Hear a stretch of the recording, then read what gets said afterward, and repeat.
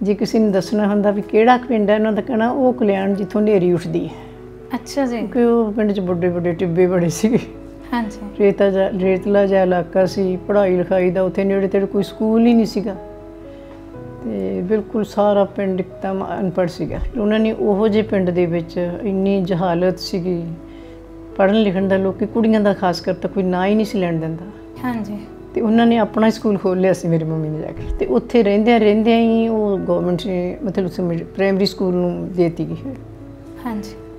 ते चलो उन्हों दा उही स्कूल गवर्नमेंट ने ले लिया, गवर्नमेंट स्कूल के टीचर बन गए, गवर्नमेंट सर्विस आ गई। जिहड़ा जट्टां दे मुंडिਆਂ 'ਚ आ जाती है, ਇਹ ਤੁਸੀਂ खेती करते पता नहीं इस घर नूं किन्ना ਉੱਚਾ चुक लेंदे।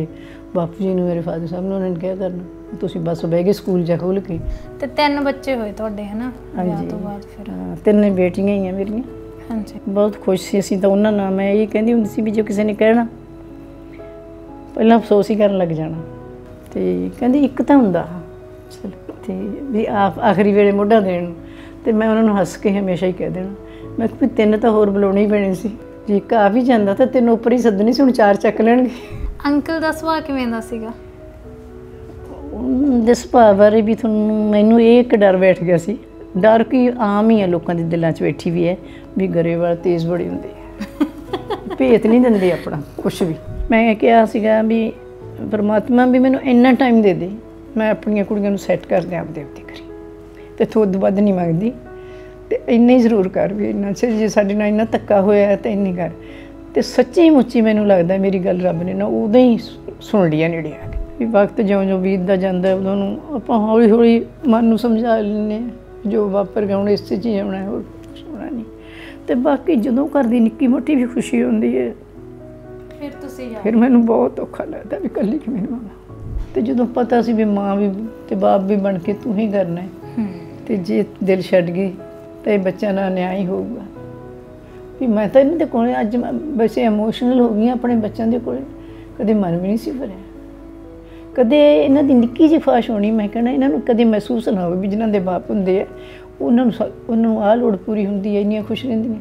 ਆਂਟੀ ਸਹੁਰੇ ਪਰਿਵਾਰ ਦਾ ਸਾਥ ਕਿਵੇਂ ਸੀ ਤੁਹਾਡੇ ਨਾਲ? ਸਹੁਰਾ ਪਰਿਵਾਰ ਤਾਂ ਜੀ ਸਾਡਾ ਐਂ ਸੀ ਵੀ ਉਦੋਂ ਵੀ ਖਿੰਡਿਆ ਜਾ ਪਿਆ ਸੀਗਾ, ਤੇ ਬਸ ਮੈਨੂੰ ਇਹ ਹੈ ਵੀ ਮੈਨੂੰ ਕੋਈ ਕਮੀ ਨਹੀਂ ਆਈ ਉਹ ਪੈਸੇ ਇਹਨਾਂ ਚੀਜ਼ਾਂ ਵੱਲੋਂ, ਤੇ ਥੋੜ੍ਹਾ ਜਿਹਾ ਗਿਲਾ ਜ਼ਰੂਰ ਆਇਆ ਉਸ ਪਰਿਵਾਰ 'ਤੇ ਵੀ ਕਹਿਣਾ ਸੀ ਵੀ ਮੈਂ ਬੈਠਾ ਜੇ ਬਾਪ ਦਾਦਾ ਬਾਪ ਪਰ ਗਈ ਹੁੰਦਾ, ਘਰ ਦੀਆਂ ਜਿਹੜੀਆਂ ਜ਼ਮੀਨਾਂ ਘਰੇ ਹੀ ਰਹਿਣ, ਚਾਹੇ ਮੁੰਡੇ ਆਪਦੇ ਧੀਆਂ ਦੇ ਕੇ ਪੁੱਤ ਬਣਾਏ ਹੁੰਦੇ ਘਰੋਂ ਬਾਹਰ ਨਾ ਜਾਣ, ਬਗਾਨੇ ਪੁੱਤ ਹੀ ਕਹਿੰਦੇ ਆ। ਬਿਲਕੁਲ ਬਗਾਨੇ ਪੁੱਤ ਵੀ ਉਹਨਾਂ ਨੂੰ ਨਹੀਂ ਆਪਦੇ ਖੇਤਾਂ 'ਚ ਵਾੜੀ ਦਾ ਹੁੰਦਾ। ਬਸ ਉਸ ਨੇ ਮੈਨੂੰ ਤੋੜਤਾ ਬਿਲਕੁਲ। ਮੈਂ ਕਿਹਾ ਵੀ ਤੂੰ ਆਪ ਲੱਕ ਬਣ ਜਾ, ਤੇਰੇ ਨਾਲ ਪਰਮਾਤਮਾ, ਤੂੰ ਇਹਨਾਂ ਤੋਂ ਕੀ ਉਮੀਦ ਰੱਖਦਾ। ਉਸ ਸਮੇਂ ਨੂੰ ਸੌਖਿਆਂ ਪਾਰ ਕੀਤਾ ਤਾਂ ਉਹਦਾ ਸਭ ਤੋਂ ਵੱਡਾ ਇੱਕ ਕਾਰਨ ਇਹ ਵੀ ਹੈ ਵੀ ਤੁਸੀਂ ਪੜ੍ਹੇ ਲਿਖੇ ਸੀ, ਕਮਾਉਂਦੇ ਸੀ, ਹੈ ਨਾ? ਤਾਂ ਮੈਨੂੰ ਕਾਰਨ ਹੀ ਇਹ ਸੀ।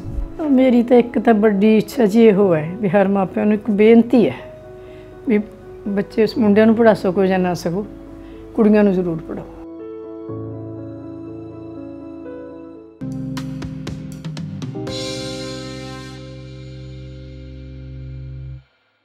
ਮੰਮੀ ਬਾਰੇ ਮੈਂ ਜਦੋਂ ਤੋਂ ਮੈਂ ਆਪਦੀ ਹੋਸ਼ ਸੰਭਾਲੀ ਹੈ ਬਚਪਨ ਤੋਂ, ਤੇ ਮੈਂ ਇਹਨਾਂ ਨੂੰ ਜ਼ਿੰਦਾ ਦਿਲ ਹੀ ਦੇਖਿਆ ਵੀ ਮਤਲਬ ਕਦੇ ਨਿਰਾਸ਼ ਹੋਣ ਜਾਂ ਕਦੇ ਕੋਈ ਕਿਸੇ ਨਾਲ ਗਿਲਾ ਸ਼ਿਕਵਾ ਉਹ ਮੈਨੂੰ ਜਿੱਥੋਂ ਤੱਕ ਯਾਦ ਆ ਮੈਂ ਨਹੀਂ ਕਦੇ ਸੁਣਿਆ।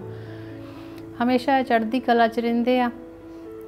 ਤੇ ਇੱਕ ਗੱਲ ਹੋਰ, ਕਈ ਵਾਰ ਮੰਮੀ ਬਾਰੇ ਮੈਂ ਸੋਚਦੀ ਹੁੰਦੀ ਹਾਂ ਵੀ ਜੇ ਮੈਂ ਆਪਣੇ ਨਾਲ ਤੁਲਨਾ ਕਰਾਂ ਤਾਂ ਮੈਨੂੰ ਲੱਗਦਾ ਹੁੰਦਾ ਵੀ ਮੈਥੋਂ ਇਕੱਲਿਆਂ ਮੈਂ ਆਪਦੀ ਜ਼ਿੰਦਗੀ ਦਾ ਸਫ਼ਰ ਮੇਰੇ ਲਈ ਤਾਂ ਬਹੁਤ ਔਖਾ। ਤੇ ਭਾਵੇਂ ਹੁਣ ਮੇਰਾ ਬੇਟਾ ਜਵਾਨ ਹੋ ਗਿਆ ਫਿਰ ਵੀ ਮੈਨੂੰ ਲੱਗਦਾ ਕਿ ਨਹੀਂ, ਜ਼ਿੰਦਗੀ 'ਚ ਇੱਕ ਸਾਥ ਹੋਣਾ ਜ਼ਰੂਰੀ ਹੈ ਨਾ। ਪਰ ਮੰਮੀ ਨੂੰ ਦੇਖ ਕੇ ਮੈਂ ਜਦੋਂ ਸੋਚਦੀ ਹਾਂ ਇਹਨਾਂ ਬਾਰੇ ਵੀ ਸਾਡਾ ਮਕਾਨ ਉਦੋਂ ਪਾਪਾ ਨੇ ਪਲਾਟ ਲੈ ਲਿਆ ਸੀ, ਰਜਿਸਟਰੀ ਹੋ ਗਈ ਸੀ, ਹਾਲੇ ਸ਼ੁਰੂ ਕਰਨਾ ਸੀਗਾ ਬਣਾਉਣਾ, ਤੇ 2-4 ਦਿਨਾਂ ਬਾਅਦ ਬਸ ਸਟਾਰਟ ਕਰ ਦੇਣਾ ਸੀ। ਤੇ ਉਦੋਂ ਉਹਨਾਂ ਦੀ ਫਿਰ ਰਾਤ ਨੂੰ ਡੈਥ ਹੋ ਗਈ ਬ੍ਰੇਨ ਹੈਮਰੇਜ ਨਾਲ। ਤਾਂ ਫਿਰ ਉਹਨਾਂ ਤੋਂ ਬਾਅਦ 1 ਸਾਲ ਤਾਂ ਲੰਘ ਗਿਆ ਇਸ ਤਰ੍ਹਾਂ ਹੀ, ਤੇ ਸਾਲ ਦੇ ਵਿੱਚ ਫਿਰ ਇਹ ਮਕਾਨ ਮੰਮੀ ਨੇ ਸ਼ੁਰੂ ਕਰਵਾਇਆ।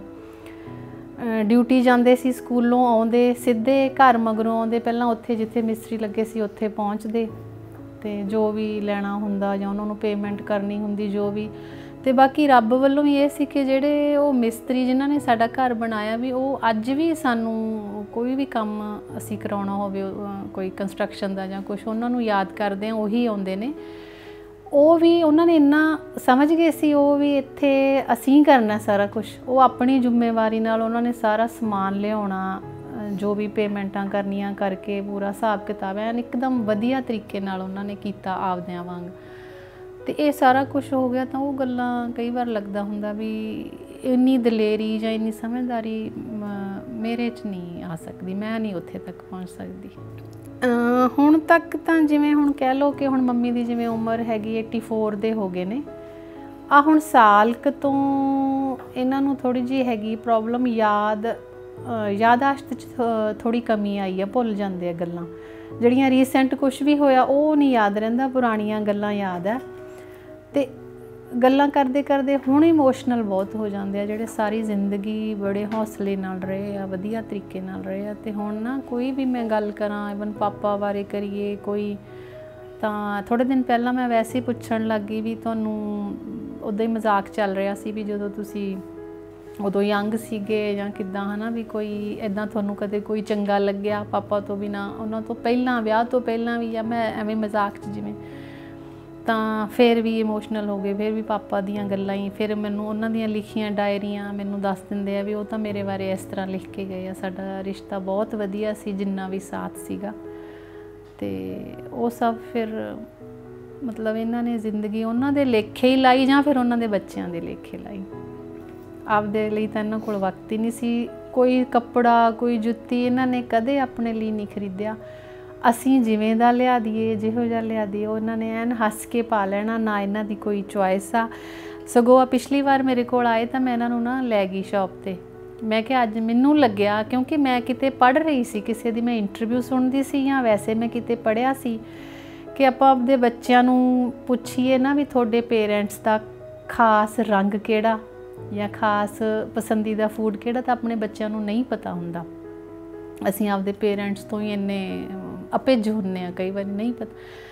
ਤੇ ਇਹੀ ਸੋਚ ਕੇ ਮੈਂ ਮੰਮੀ ਨੂੰ ਲੈ ਗਈ ਸ਼ੌਪ 'ਤੇ। ਮੈਂ ਕਿਹਾ ਮੰਮੀ ਆਪਾਂ ਅੱਜ ਤੁਸੀਂ ਆਪਦੀ ਪਸੰਦ ਦਾ ਸੂਟ ਲੈਣਾ, ਵੀ ਮੈਂ ਨਹੀਂ ਬੋਲੂੰਗੀ, ਮੈਂ ਸਾਈਡ 'ਤੇ ਬੈਠੂੰਗੀ। ਮੈਂ ਉਹਨਾਂ ਨੂੰ ਕਿਹਾ ਦੁਕਾਨਦਾਰ ਨੂੰ ਵੀ ਇੱਦਾਂ ਦਾ ਤੁਸੀਂ ਕੱਢੋ। ਫਿਰ ਇਹਨਾਂ ਨੇ ਪਹਿਲੀ ਵਾਰ ਮੇਰੇ ਸਾਹਮਣੇ ਆਪਦੀ ਪਸੰਦ ਦਾ ਸੂਟ ਚੱਕਿਆ, ਉਹ ਸਵਾਇਆ। ਅਤੇ ਮੈਂ ਹੁੰਦੀ ਤਾਂ ਸ਼ਾਇਦ ਮੈਂ ਉਹ ਨਾ ਖਰੀਦਦੀ। ਤਾਂ ਫਿਰ ਮੈਨੂੰ ਪਤਾ ਲੱਗਿਆ ਵੀ ਮੇਰੀ ਮਾਂ ਨੂੰ ਇੱਕ ਤਾਂ ਆਹ ਰੰਗ ਪਸੰਦ ਹੈ ਅਤੇ ਸਬਜ਼ੀ 'ਚ ਭਿੰਡੀ ਅਤੇ ਅਰਬੀ ਬਹੁਤ ਪਸੰਦ ਹੈ। ਅਤੇ ਹੁਣ ਮੇਰੀ ਕੋਸ਼ਿਸ਼ ਹੁੰਦੀ ਆ ਮੈਂ ਹਫ਼ਤੇ 'ਚ 2 ਕੁ ਵਾਰ ਬਣਾ ਹੀ ਲੈਂਦੀ ਹੁੰਦੀ ਹਾਂ।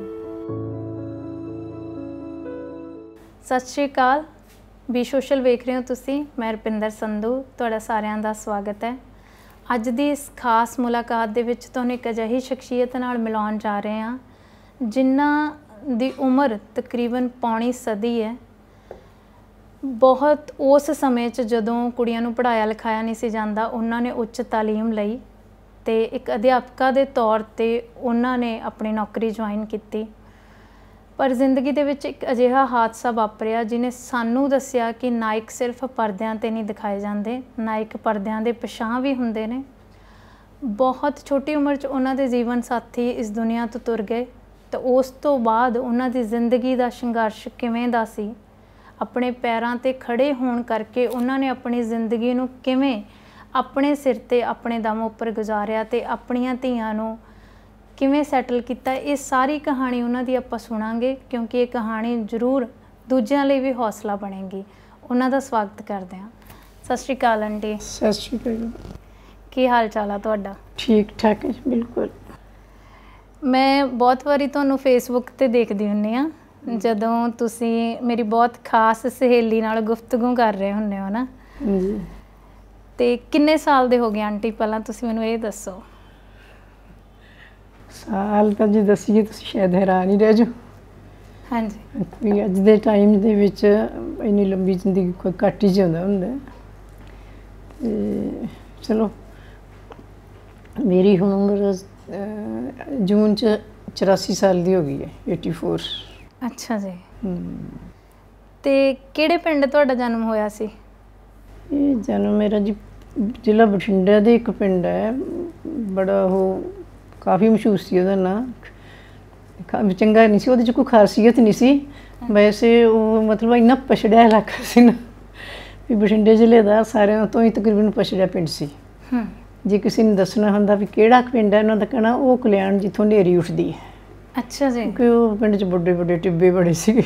ਹਾਂਜੀ। ਰੇਤਲਾ ਜਿਹਾ ਇਲਾਕਾ ਸੀ, ਪੜ੍ਹਾਈ ਲਿਖਾਈ ਦਾ ਉੱਥੇ ਨੇੜੇ ਤੇੜੇ ਕੋਈ ਸਕੂਲ ਹੀ ਨਹੀਂ ਸੀਗਾ ਤੇ ਬਿਲਕੁਲ ਸਾਰਾ ਪਿੰਡ ਇੱਕਦਮ ਅਨਪੜ੍ਹ ਸੀਗਾ। ਤੇ ਉਸ ਪਿੰਡ ਦੇ ਵਿੱਚ ਮੇਰਾ ਜਨਮ ਹੋਇਆ। ਤੇ ਤੁਹਾਡੇ ਮਾਪਿਓ ਤਾਂ ਕਹਿੰਦੇ ਬਹੁਤ ਪੜ੍ਹੇ ਲਿਖੇ ਸੀ? ਹਾਂਜੀ, ਦੋਨੋਂ ਟੀਚਰ ਸੀਗੇ। ਹਾਂਜੀ। ਉਹਨਾਂ ਦੇ ਵੀ ਮਤਲਬ ਇਹੀ ਸੀ, ਅਜੀਬ ਹੀ ਕਹਾਣੀ ਸੀ। ਜਿਹੜੇ ਮੇਰੇ ਨਾਨਾ ਜੀ ਸੀਗੇ, ਬਸ ਉਹਨਾਂ ਨੂੰ ਇੰਨਾ ਪਤਾ ਸੀ ਵੀ ਬੱਚੇ ਨੂੰ ਪੜ੍ਹਾਉਣਾ ਚਾਹੀਦਾ। ਕਿਸੇ ਬਜ਼ੁਰਗ ਤੋਂ ਸੁਣ ਲਿਆ, ਕਿਸੇ ਤੋਂ, ਤੇ ਉਹ ਕਹਿੰਦੇ ਸੀ ਵੀ ਮੈਂ ਆਪਣੇ ਬੱਚੇ ਹਰ ਹਾਲਤ 'ਚ ਪੜ੍ਹਾਊਂਗਾ। ਬਹੁਤ ਪੁਰਾਣੀ ਗੱਲ ਹੈ। ਹੁਣ ਮੇਰੇ ਮਦਰ 93 ਸਾਲਾਂ ਦੇ, 93 ਸਾਲ ਦੇ ਹੋ ਕੇ ਉਹ ਪੂਰੇ ਹੋਏ ਹੈ। ਹਾਂਜੀ। ਤੇ ਉਦੋਂ ਪਹਿਲਾਂ ਜਦੋਂ ਪੜ੍ਹਨ ਲੱਗੇ ਸੀ, ਦੇਖ ਲਓ ਵੀ ਕਿੰਨਾ ਸਮਾਂ ਹੋ ਗਿਆ ਉਸ ਗੱਲ ਨੂੰ। ਪਰ ਉਹਨਾਂ ਨੇ ਬੜੀ ਮਿਹਨਤ ਕੀਤੀ ਆਪਣੇ ਬੱਚਿਆਂ 'ਤੇ।